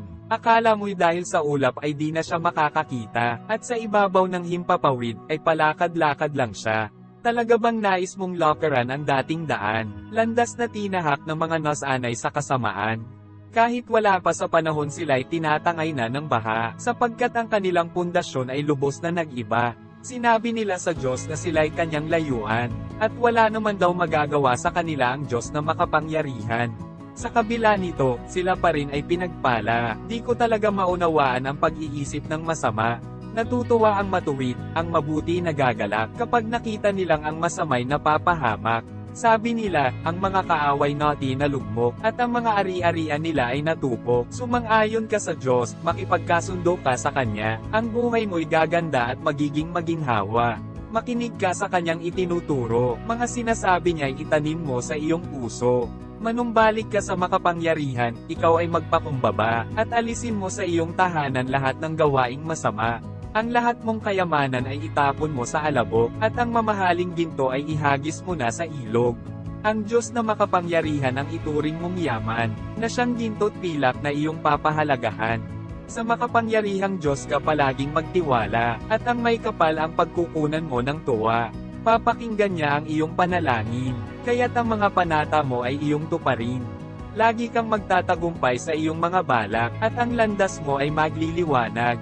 Ang mga palaloy ibinabagsak na ng Diyos, ngunit inililigtas ang mapagpakumbabang loob. Ililigtas ka niya kung wala kang kasalanan, at kung ang ginagawa mo ay nasa katuwiran. Job Kapitulo 23. Nais ni Job na iharap sa Diyos ang kanyang kalagayan. Ito naman ang sagot ni Job, hanggang ngayon ay masama pa itong aking loob. Bagamat ako'y nananangis, pinaparusahan pa rin ng Diyos. Kung alam ko lamang kung saan siya matatagpuan, pupuntahan ko siya sa kanyang kinaroroonan. Ihaharap ko sa kanya ang aking kalagayan, at ailalahad kong lahat ang aking katwiran. Gusto kong malaman ang isasagot niya sa akin. Nais kong maunawaan ang kanyang sasabihin. Gagamitin kaya sa akin ang lahat niyang kapangyarihan? Hindi. Sa halip, hinaing ko'y kanyang papakinggan. Sapagkat ako'y taong matuwid na haharap sa kanya, kanyang ipahahayag na ako'y walang sala. Sa dakong silangan, hindi ko siya natagpuan. Hindi ko rin siya nakita sa gawing kanluran. Di ko rin siya nakita sa dakong hilaga, at sa bandang timog, ni bakas ay wala. Ngunit alam ng Diyos ang aking bawat hakbang. Kapag sinubak niya, lalabas ang kadalisayan. Pagkat landas niya'y aking nilakeren, hindi ako lumihis sa ibang daanan. Ako'y hindi lumalabag sa kanyang kautusan, at ang kanyang mga salita ay aking iniingatan. Hindi siya nagbabago at di kayang salungatin. Walang makakapigil sa nais niyang gawin. Isa sa katuparan niya ang plano niya sa akin. Ang marami niyang balak ay kanyang gagawin.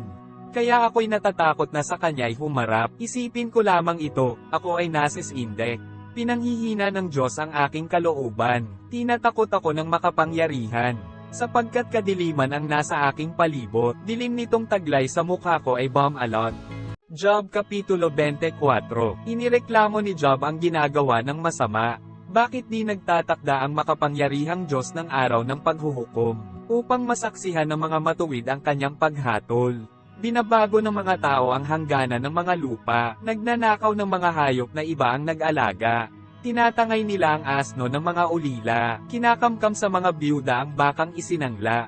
Ang mahirap ay itinataboy sa lansangan, at dahil sa takot, naghahanap ito ng taguan. Kaya ang dukha, tulad ay asnong mailap, hinahalughog ang gubat, mapakain lang ang anak. Gumagapas sila sa bukid na hindi kanila, natirang ubas ng mga masasama pinupulot nila. Kanilang katawan ay walang saplot, sa lamig ng gabi, wala man lamang kumot. Nauulanan sila doon sa kabundukan, mga pagitan ng bato ang kanilang silungan. Inaalipin ng masasama ang mga ulila, mga anak ng may utang, kanilang kinukuha. Hubad na pinaglalakad ang mga mahirap, labis ang gutom habang sila'y pinapag-apas. Sila ang nagkakatas ng ubas at olibo, ngunit di man lamang makatikim ng alak at langis nito. Mga naghihingalo at mga sugatan sa loob ng lungsod ay nagdadaingan, ngunit di pa rin pansin ng Diyos ang kanilang panawagan. May mga taong nagtatakwil sa liwanag, di nila ito maunawaan, patnubay nito'y ayaw sundan. Bumabangon ang mamamatay tao sa madaling araw, at ang kawawang dukhay kanyang pinapaslang. Pagsapit naman ng gabi, siya ay nagnanakaw. Ang nakikiapid ay naghihintay na dumilim, nagtatakip ng mukha upang walang makapansin. Kung gabi naman sumasalakay ang mga magnanakaw, ayaw nila sa liwanag kaya't nagtatago pagsikat ng araw. Liwanag ng araw ay kanilang kinatatakutan, ngunit di sila nasisindak sa matinding kadiliman. Sinabi ni Zophar, ang masamang tao'y tinatangay ng baha, sinumpa ng Diyos ang kanilang lupa, sa ubasan nila'y niwalang manggahas magsaka. Kung paanong ang yelo ay natutunaw sa tag-init, gayon din ang masama, naglalaho sa daigdig.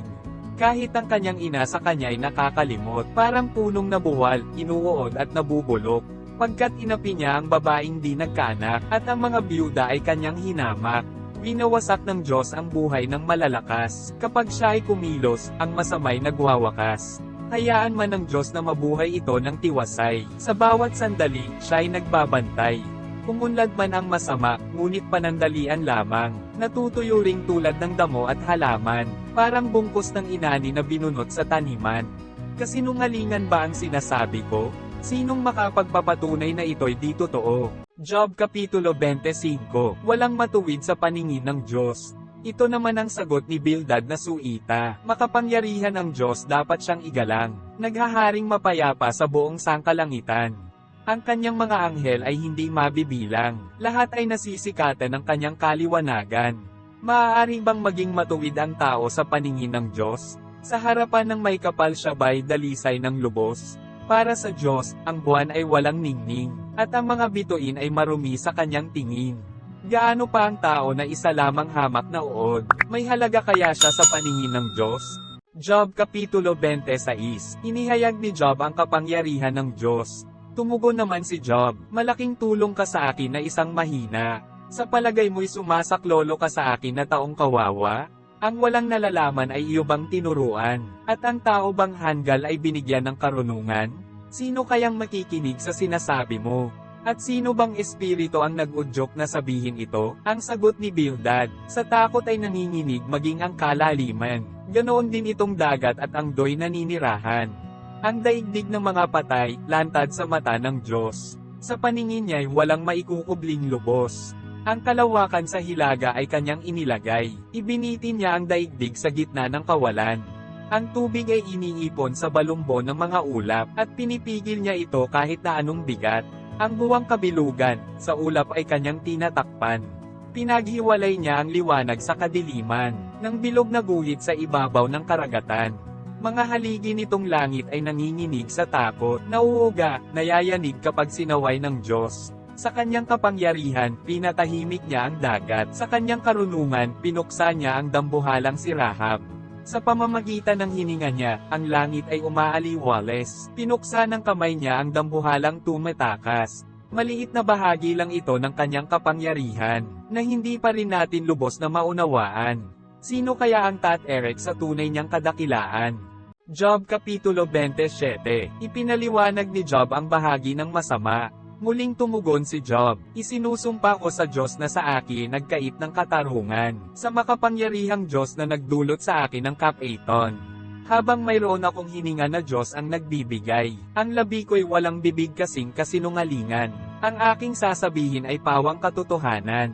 Hindi ko matatanggap na kayo ang may katwiran. Igigiit hanggang kamatayan na ako'y walang kasalanan. Hindi ko isusuko ang aking katwiran. Budi ko'y malinis, di ako sinusumbatan. Parusahan nawa ang lahat ng sa akin lumalapastangan. Ituring nawa silang lahat na makasalanan. Ang makasalanay mayroon pa bang pag-asa, kapag binawi na ng Diyos ang buhay na taglay niya? Pagsapit ng kaguluhan, papakinggan kaya ng Diyos ang kanyang panawagan.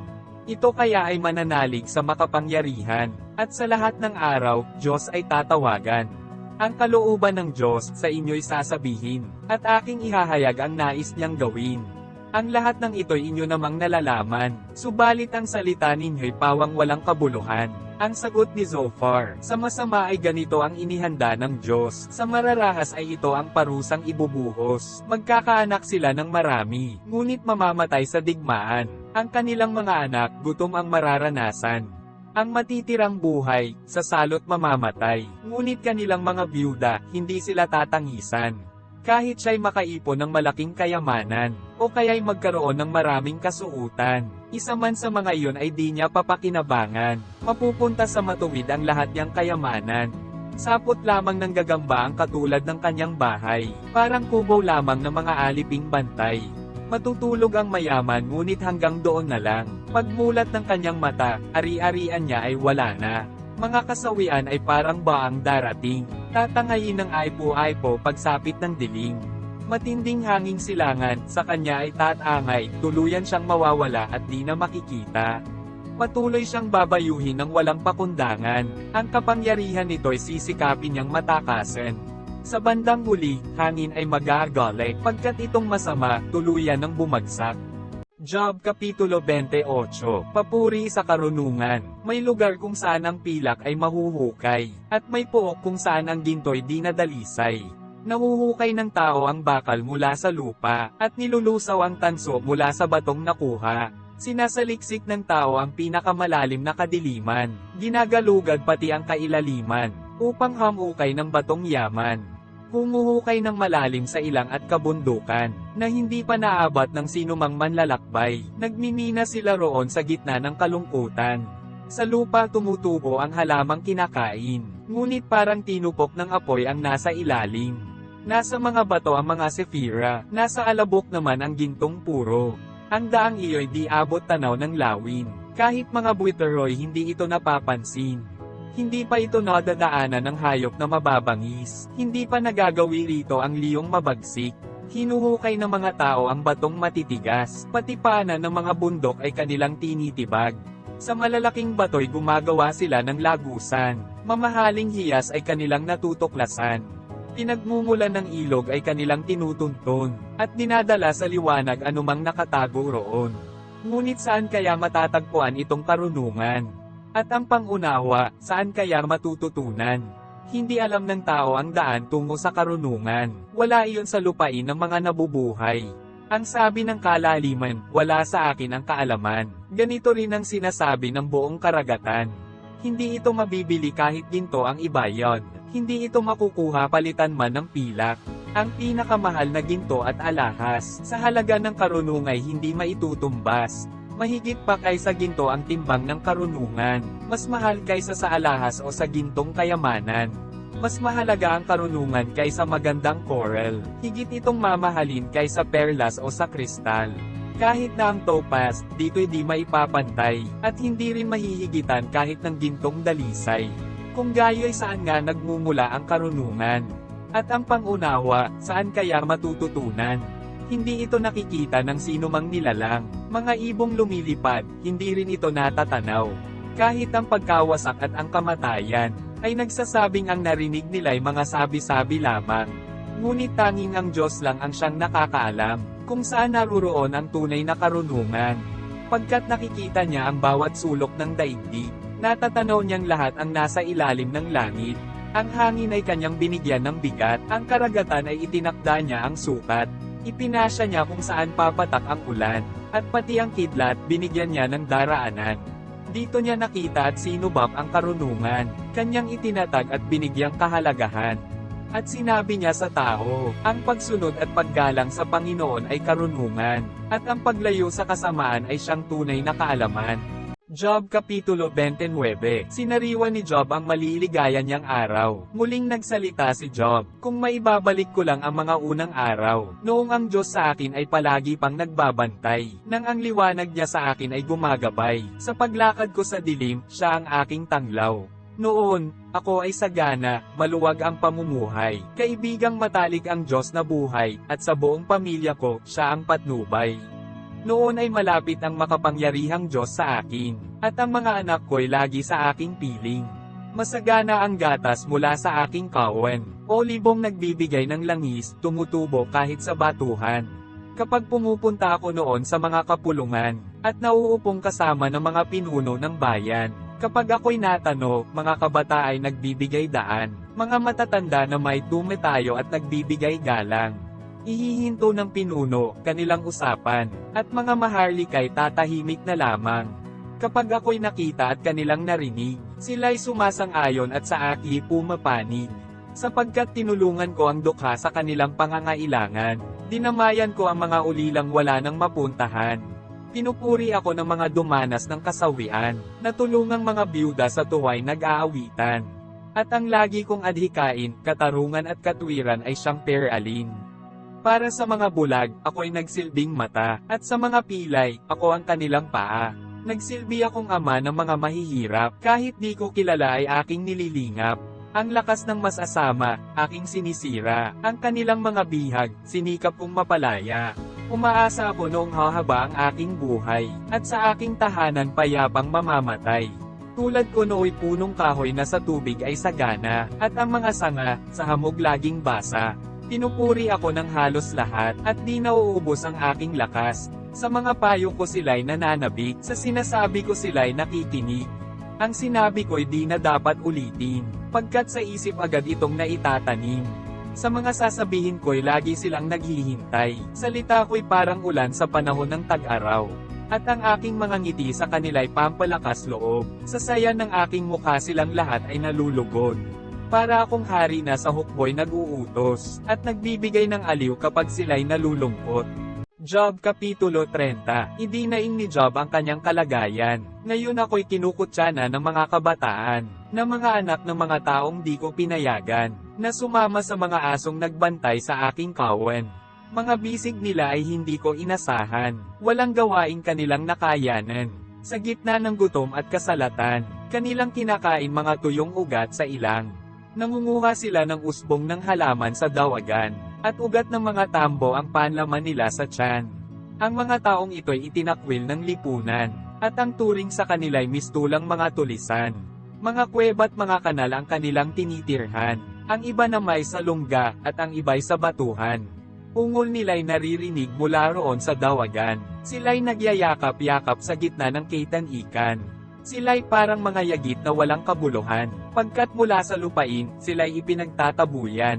Ngayon ako naman ang kanilang pinagtatawanan, siyang laging binibiro at pinag-uusapan. Kinukutya nila ako at kanilang iniiwasan, at di nag-aatubiling ako'y kanilang thereon. Pagkat inalis ng Diyos ang lakas ko at kakayahan, kaya naman ako'y kanilang nilalapastangan. Sinalakay nila ako ng walang pakundangan, hinahabol nila ako upang tapusin ng tuluyan. Pilit akong sinusukol upang ako'y pahirapan, sa ginagawa nila'y wala man lang humadlang. Isang pader na may bitak ang katulad ng aking buhay, sinalakay nila ako at tinapak-tapakon. Ang buo kong pagkatao ay nilukuban ng takot, dangal ko'y naglaho parang bulang pumutok, at ang aking kasaganaan parang ulap na sumabog. Halos mapatid na ang aking hininga, hindi na maibsan ang hirap kong dala. Sa buong magdamag, mga buto ko ay masakit, ginhaway di madama kahit isang saglit. Hinablot ng Diyos ang aking kasuotan, at ako'y kaawa-awang kanyang kinwelyuhan. Pagkatapos noon, ako'y kanyang inihagis, lumubog sa putik, parang isang yagit. Di mo pinakinggan, O Diyos, ang aking pagdaing, aking panalangin, hindi mo man lang pinansin. Bakit ako'y iyong pinagmamalupitan, at pinag-uusig ng iyong buong kapangyarihan? Bakit hinayaang ang buhay kong angkin, bayuhin ng bagyo at malalakas na hangin? Alam kong dadalhin mo ako sa kamatayan, na huling hantungan ng bawat nilalang. Taong bumagsak, bakit mo pa pinahihirapan? Wala naman siyang magagawa kundi magmakaawa lamang. Di ba ako ay dumamay sa mga nangangailangan, at nagmalasakit din sa mahirap ang kabuhayan? Tuwa at liwanag ang aking inaasahan, subalit ang dumating ay hirap at kadiliman. Kahirapan at sakit ang kayakap ko sa buhay, at siyang nakakasama sa bawat araw. Ang landas ko ay madilim at walang kapanatagan, ako'y nagmamakaawa sa lahat kong kababayan. Ang tinig ko'y walang sigla at namamalot, parang boses ng uwak at ng asong gubat. Ang balat ko'y nangingitim at natutuklap, sagad hanggang buto itong aking lagnat. Ang dati kong naririnig ay masasayang tugtugan, ngayon'y tunog ng pagluluksa at pag-iiyakan. Job Kapitulo 31, Iginiit ni Job ang kanyang katapatan. Ako'y taimtim na nangako sa aking sarili, na di titingin ng may pagnanasa sa ibang babae. Anong ginagawa ng makapangyarihang Diyos sa atin? Anong gantimpala niya sa ating gawain? Ibinibigay niya'y kapahamakan at pagkasira sa mga taong gumagawa ng mali at masama. Lahat ng ginagawa ko'y kanyang nalalaman, kitang-kita niya ang aking bawat hakbang. Pagsisinungaling ay hindi ko ginawa, kahit isang tao'y wala akong dinaya. Timbangin sana ako ng Diyos sa maayos na timangan, at makikita niya itong aking katapatan. Kung ako'y lumiis sa landas ng katwiran, o kaya'y naakit gumawa ng kalikwon, kahit na bahagya'y natukso ng kasamaan, masira nawa ang aking pananim, at ang mga halaman ko'y iba na ang kumain. Kung ako ay naakit sa asawa ng iba, sa pintuan ng kanyang bahay ay anabangan ko siya, di bale ng asawa ko'y sa iba magsilbi, at siya'y sipinggan ng ibang lalaki. Ang pakikiapid ay karumal-dumal na kasalanan, kasamaang nararapat sa hatol na kamatayan. Pagkat iyon ay apoy na di mamamatay, at iyon ang tutupok sa aking buong kabuhayan. Kung sana'y may inapi ako sa aking mga utusan, at dahil do'y nagharap sila ng karainggan. Di ako kikibo ako may parusehon, siya sa atin man ako'y walang ibibigay na kasagutan. Pagkat ang Diyos na sa akin ay lamalang, siya ring lumikha sa aking mga utusan. Di ako nagkait ng tulong kailanman, sa mga biyuda at nangangailangan. Di ko pinabayaan ang mga ulila, kapag ako'y kumain, kumakain din sila. Sa buong buhay ko sila'y aking tinulungan, inalagaan, mula pa sa aking kabataan. Ang makita kong walang damit, pagkat walang maibili, binibigyan ko ng makapal na damit, kaya't pasasalamat niya'y walang patid. Kung ang mga ulila'y aking inapi, pagkat alam kong sa hapumay ako ang magwawagi, mabuti pang mga bisig ko ay baliin, at sa aking balikat ito ay tanggalin. Sapagkat sa parusa ng Diyos ako'y natatakot, hindi ko kayang gawin ang gayong gawaing baluktot.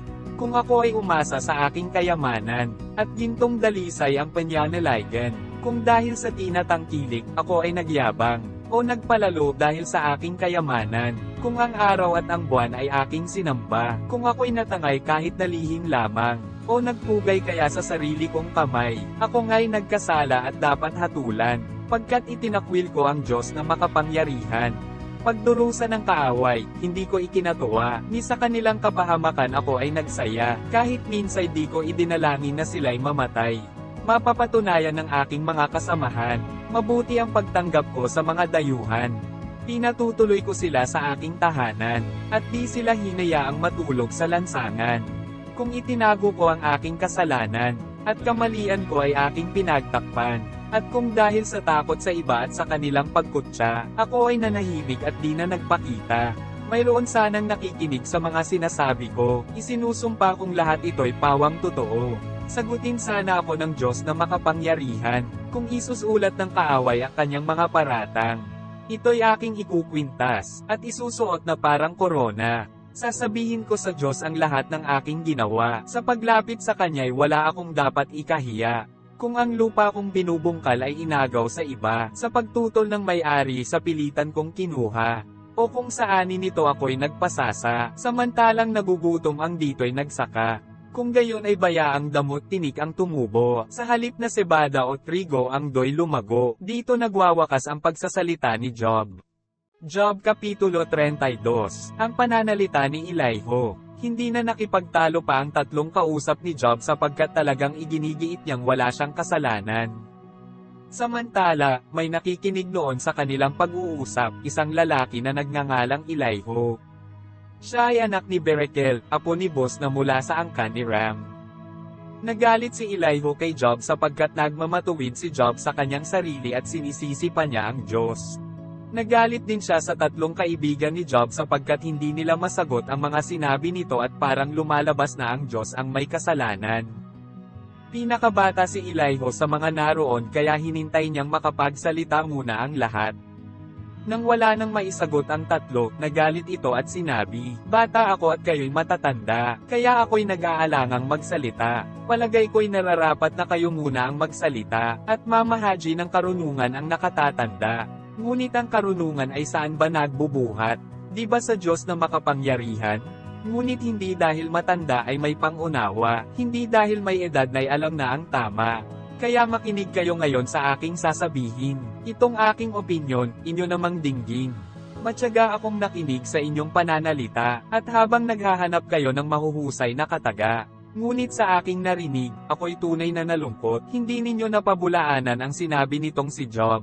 Huwag ninyong sabihing natuklasan na ninyo ang karunungan. Sa sinabi nitong si Job, Diyos lang ang may kasagutan. Kayo at hindi ako ang kausap nitong si Job, kaya iba sa pahayag ninyo itong aking isasagot. Job, hindi sila makakibo at wala nang masabi. Sila ay natitigilan, hindi na makapagsalita. Mananatili ba akong naghihintay sa wala? Hindi. Sasagutin kong lahat ang iyong binanggit. Sasabihin ko sa iyo ang aking iniisip. Di na ako makapaghintay na magsalita, di ko na mapipigilan ang aking mga kataga. Kapag ang nasa loob ko ay hindi na ibulalas, ang dibdib ko ay paputok, laman nito'y sasambulat.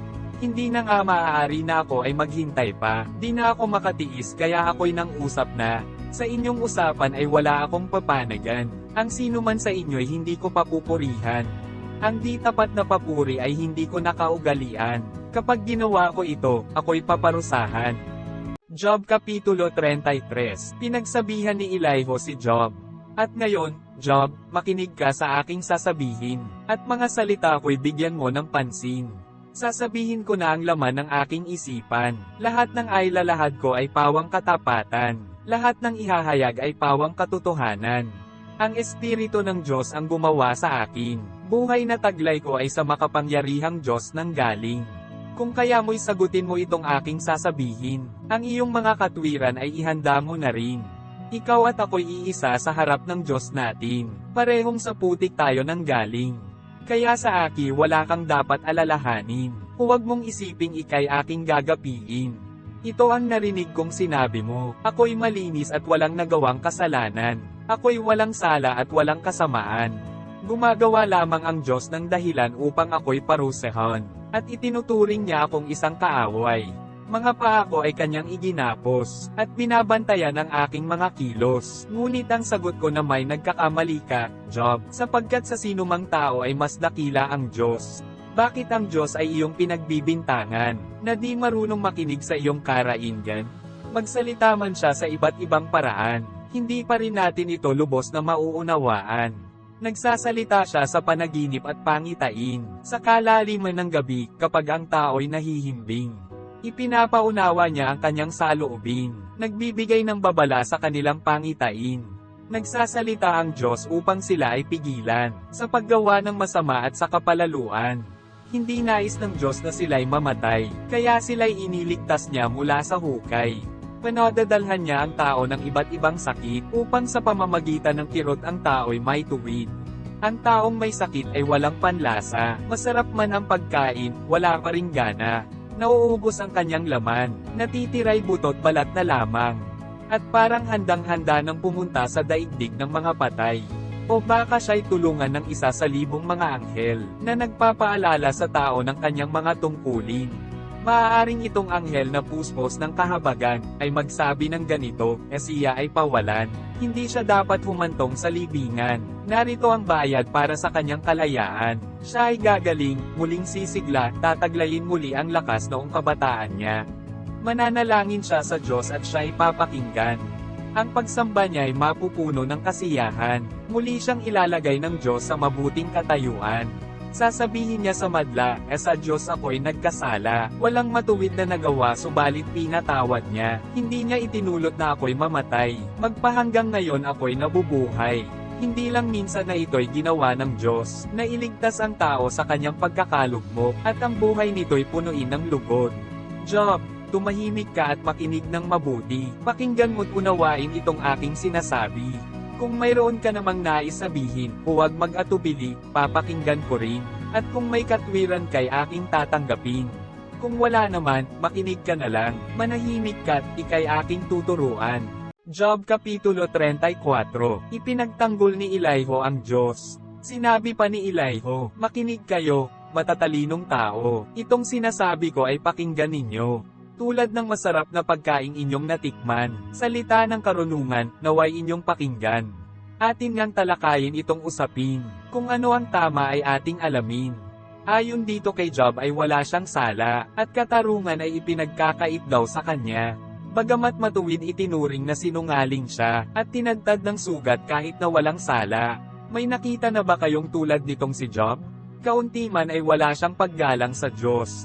Panay na masama ang kanyang kasamahan, nakikisama siya sa mga makasalanan.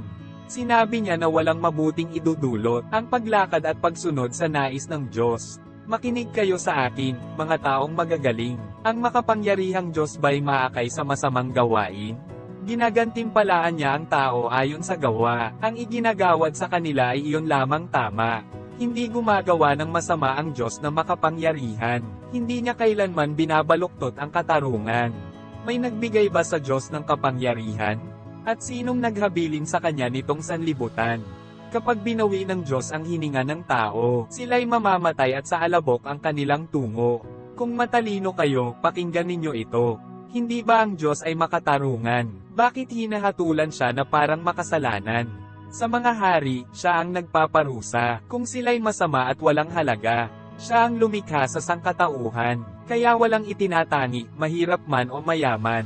Sa isang kisap mata, ang tao'y mamamatay. Ang hampasin ng Diyos, bigla na lamang papano, kahit siya'y malakas o makapangyarihan.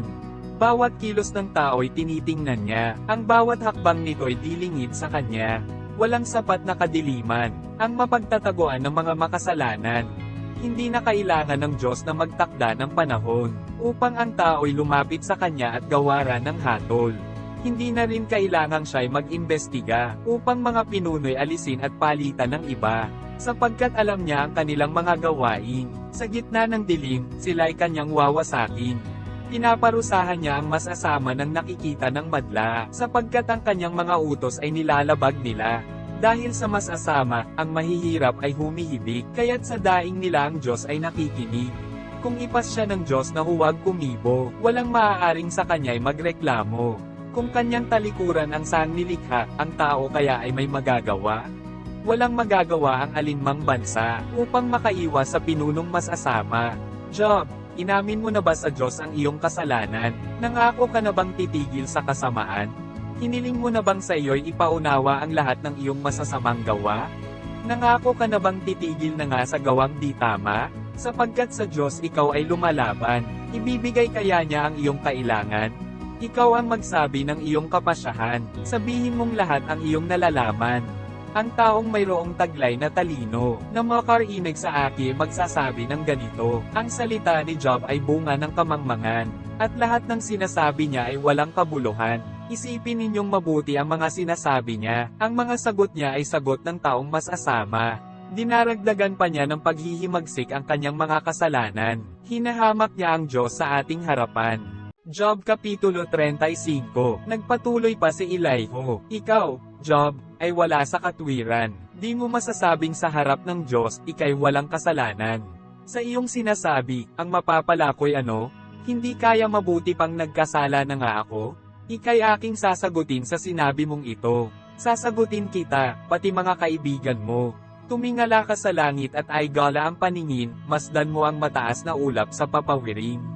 Di napipinsala ang Diyos sa mga kasalanan mo, walang magagawa sa Kanya gaano man karami ito. Wala kang naitulong sa Kanya sa iyong pagiging matuwid, wala kang naibigay kahit bagay na maliit.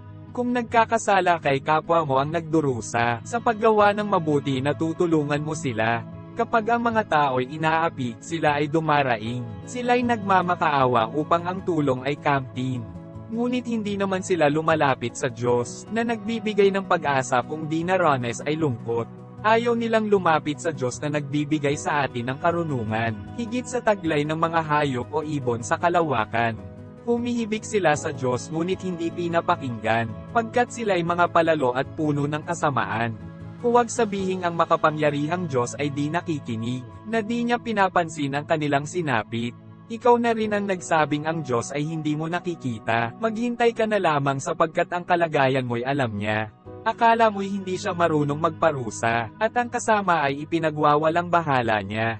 Wala nang saysay kung magsasalita ka pa, mga sinasabi mo na may walang kwenta. Job Kapitulo 36. Ipinahayag ni Elihu ang kadakilaan ng Diyos. Idinagdag pa ni Elihu, magtiyaga ka pa ng kaunti at makinig sa akin, pagkat ayon sa Diyos itong aking sasabihin. Ibubuhos kong lahat ang aking nalalaman, upang patunayang ang aking Diyos ay makatarungan. Lahat ng sasabihin ko ay pawang katotohanan, pagkat akong kausap mo'y malawak ang kaalaman. Ang Diyos ay dakila at di nagtatakwil ng sinuman, siya ay dakila sa taglay niyang kaalaman. Hindi niya pinatatagal ang buhay ng mga makasalanan. Ang mga mahihirap ay binibigyan niya ng katarungan. Ang matuwid ay kanyang iniingatan, ginagawang parang hari, at binibigyang karangalan sa lahat ng sandali. Kung ang tao'y nagagapos o natatanikalaan, o kaya'y nagdurusa sa nagawang kasalanan, ipinamumukha ng Diyos ang kanilang kasamaan, at ang naghaharing hambog na isipan. Sila'y kanyang sinasaway at binabalaan, na tumalikod sa kanilang kasamaan. Kung sila ay makinig at sa Diyos ay maglingkod, buhay na sagana at payapa, sa kanila'y idudulot. Ngunit kapag sila'y di nakinig at pinairal ang kamangmangan, tiyak na kamatayan ang kanilang hahantungan. Puot ang naghahari sa dibdib ng masama, parusahan man ng Diyos, ayaw pa ring magmakaawa. Sa kanilang kabataan sila ay namamatay, nagwakas sa kahihiyan ang kanilang mga buhay. Ang tao'y pinaghihirap ng Diyos upang bigyang aral, at kanyang pinagdurusa upang mabuksan ang kanilang pananaw. Inalis ka ng Diyos sa kaguluhan, pinagtamasa kanya ng kapayapaan, at pinuno ng pagkain ang iyong tahanan.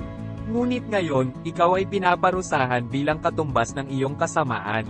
Huwag mong pabayaang suhulan ka ng sinuman, mag-ingat upang di mailigaw ng mga kayamanan. Dumaing ka man ng dumaing ay wala nang mangyayari, ang taglay mong lakas ngayon ay wala na ring silbi.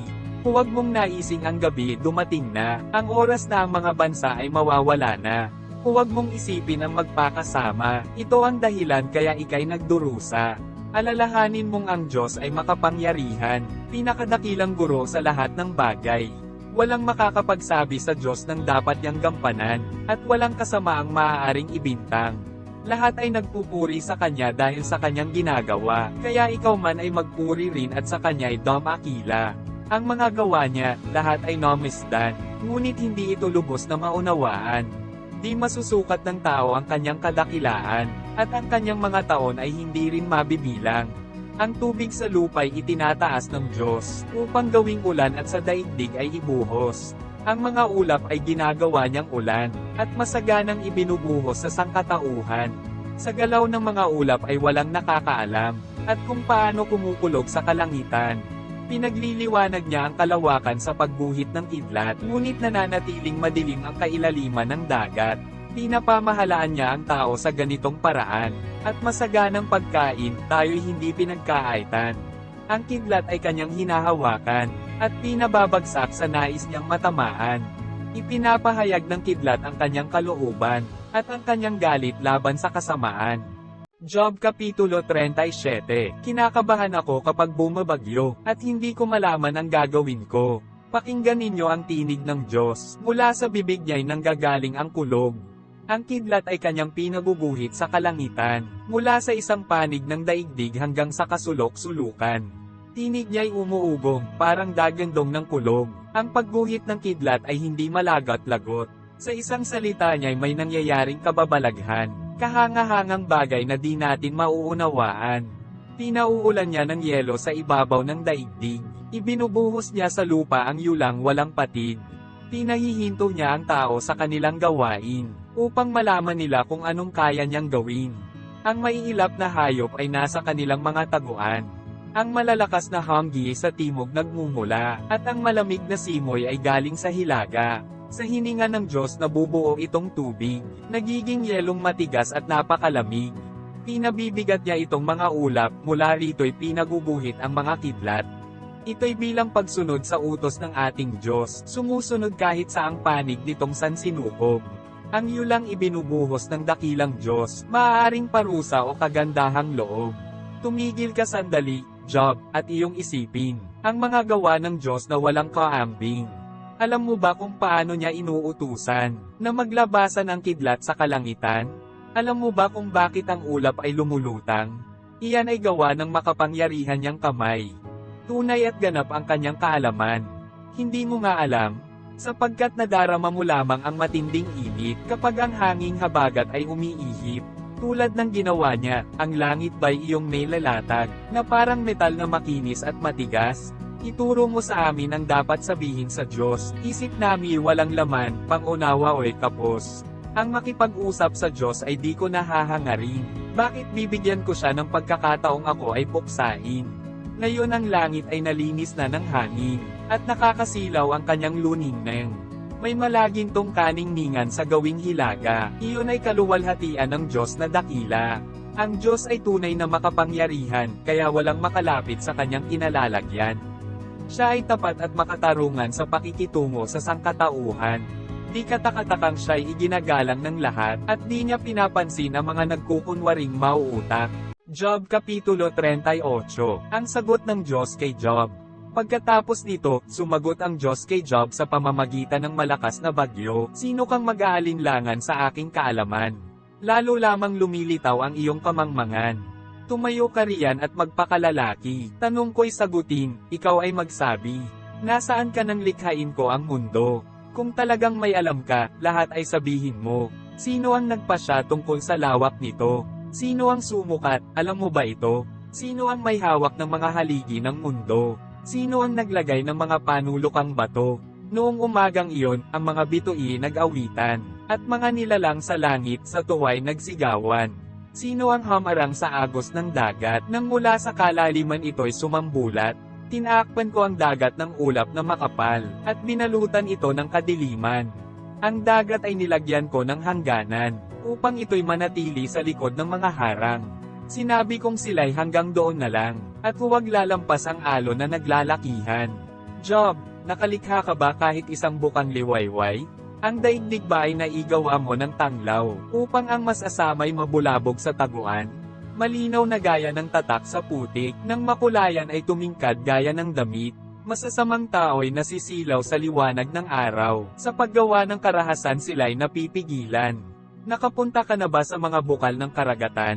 Ang sahig ng dagat ay iyo bang nalakaran? May nakapagturo na ba sa iyo sa mga pintuan, na pasukan tungo sa madilim na daigdig ng mga patay? Alam mo ba kung gaano kalaki itong mundo? Sumagot ka kung alam mo. Alam mo ba kung saan nanggagaling ang liwanag, at ang kadiliman, saan ba ito nagbubuhat? Masasabi mo ba kung hanggang saan dapat makarating, at mula doon sila iyong pabalaygan? Ikaw ay matanda na, baka nga iyong kaya, pagkat nang likhain ang daigdig, ikaw ay nariyan na. Napuntahan mo na ba ang aking mga imbakan, ng niebe at ng yelong ulan? Ang mga ito'y aking inilalaan, sa panahon ng digmaan at ng kaguluhan. Nakapunta ka na ba sa sikatan ng araw, o sa pinagmumulan ng hanging silangan? Sino nga ba ang hamukay ng daanan ng baha? Ang landas ng kulog ay sino ang gumawa? Sino ang nagbibigay ng ulan sa disyerto, kahit na do'y wala namang nakatirang tao? Sino ang dumidilig sa tigang na lupa, upang dito'y tumubo ang damong sariwa? Ang ulan ba o ang hamog ay mayroong ama? Ang yelong malamig, mayroon bang ina? Sino nga kaya ang nagsilang sa kanila? Sa labis na lamig, tubig ay tumitigas, nagiging parang bato ang ibabaw ng dagat. Ang Pleiades ba'y iyong matatalian, o ang Orion kaya'y iyong makakaligan? Mapapatnubayan mo ba ang mga bituin, o maituturo ang daan ng malakit maliit na diaper?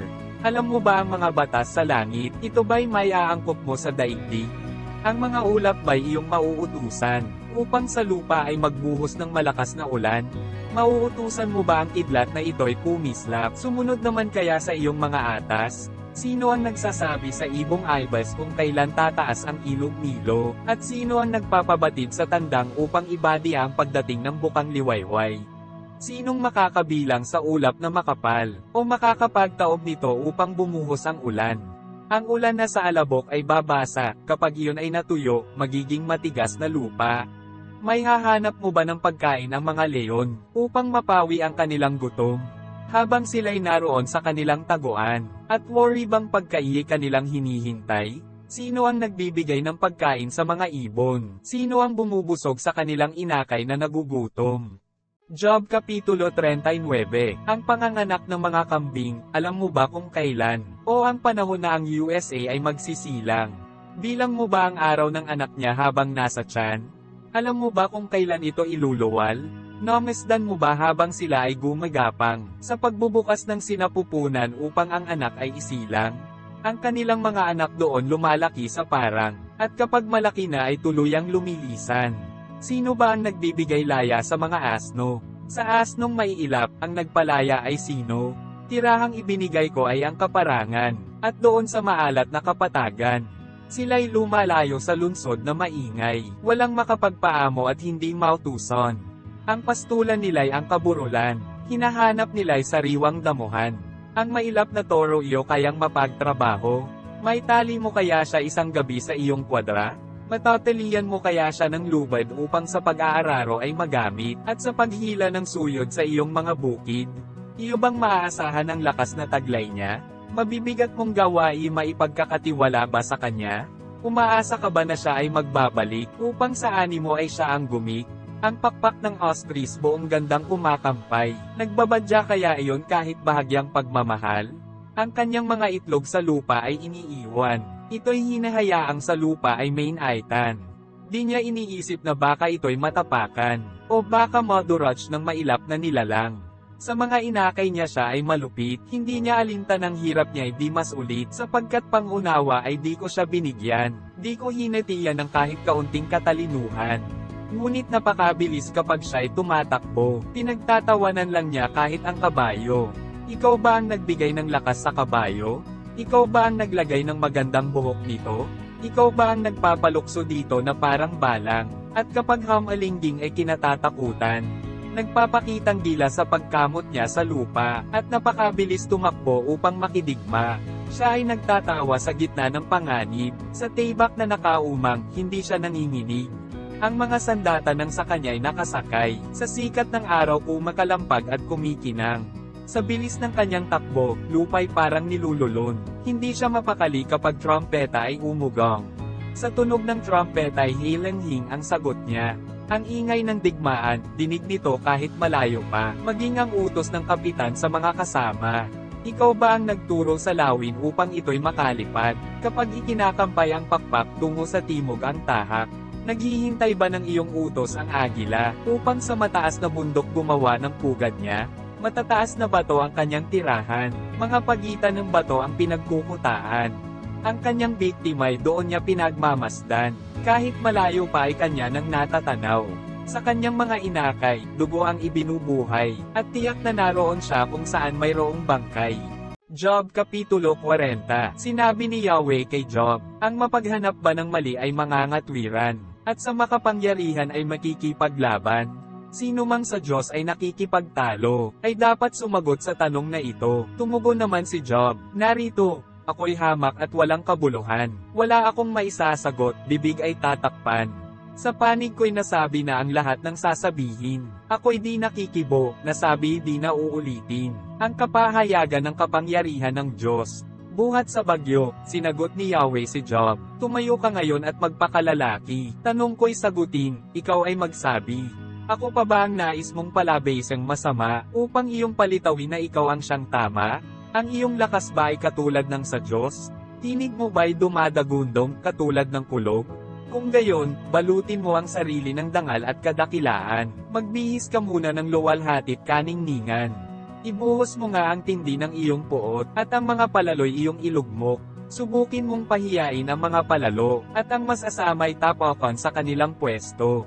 Ibaon mo silang lahat sa ilalim ng lupa, sa daigdig ng mga patay sila'y itanikala. Kung iyan ay magaw mo, maniniwala ako sa iyo, na kaya mong magtagumpay sa sariling kakayahan mo. Ang dambuhalang hayop ay tingnan mo, gaya mo'y nilikha ko dito sa mundo.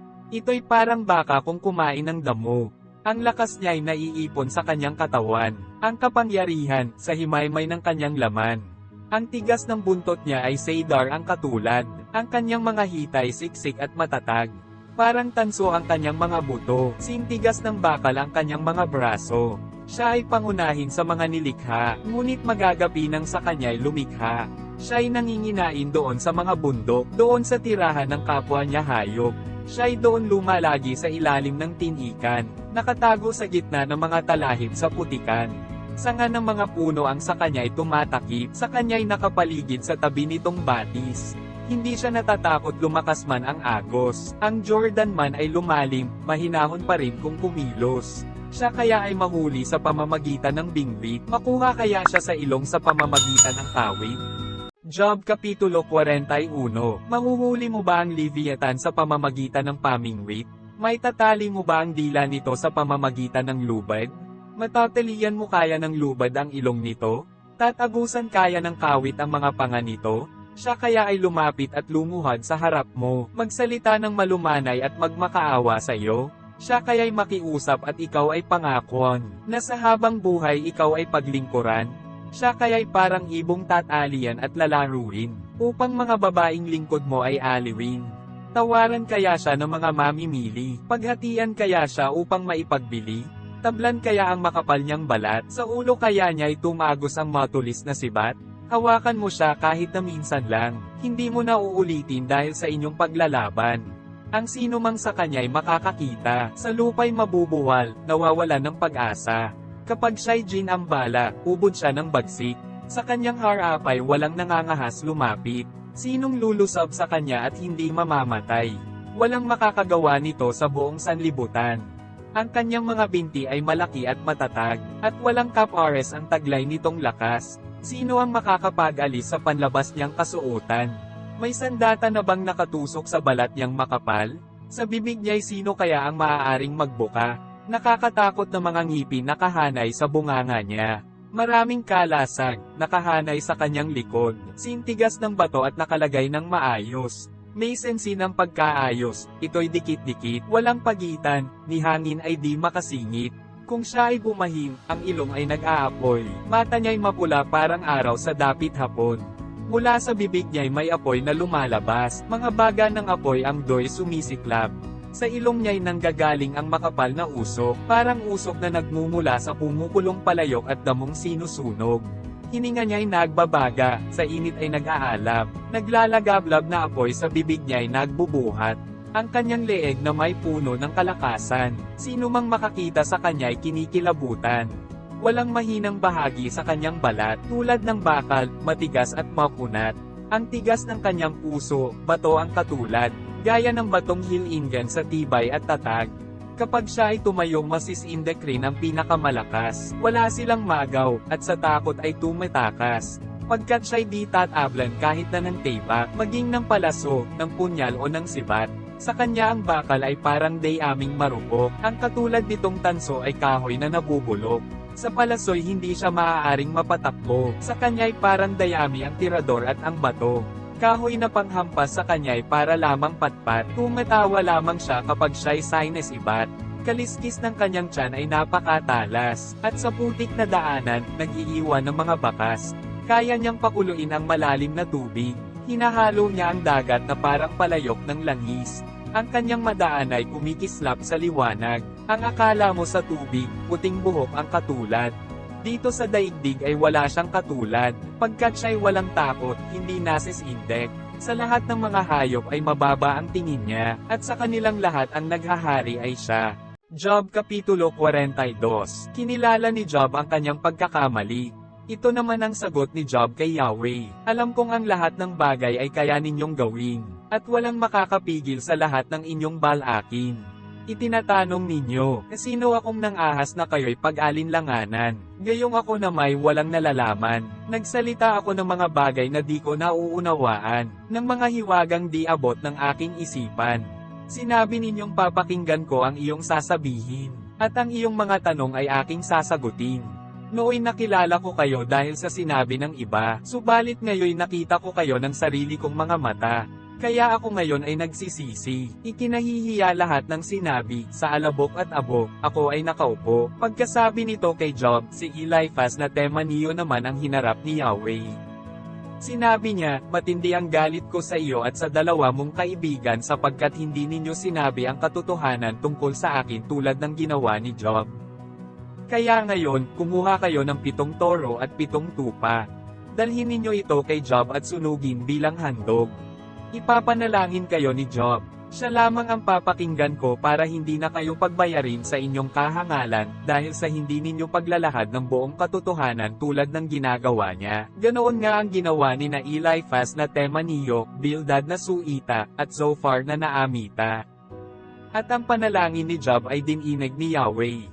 Ibinalik ang dating kabuhayan ni Job. Ang kabuhayan ni Job ay ibinalik ni Yahweh sa dati, nang ipanalangin nito ang 3 kaibigan. At dinobol pa ni Yahweh ang kayamanan ni Job.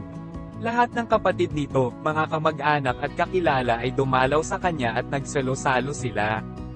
Bawat isa'y nakiramay sa nangyari sa kanya at nagbigay ng salapi at singsing na ginto. Ang mga huling araw ni Job ay higit na pinagpala ni Yahweh. Binigyan niya ito ng 14,000 tupa, 6,000 kamelyo, 2,000 baka at 1,000 inahing asno. Nagkaroon pa si Job ng 7 anak na lalaki at 3 anak na babae. Ang pangalan ng mga babae ay Jemima, Kezia at Keren Hapuch. Ang mga anak na babae ni Job ang pinakamaganda sa buong lupain. Pinamanahan din niya ang mga ito, tulad ng mga anak na lalaki. Si Job ay nabuhay pa ng 140 taon. Inabutan pa siya ng kanyang mga apo sa ika-4 na salinlahi. Matandang-matanda na siya nang mamatay.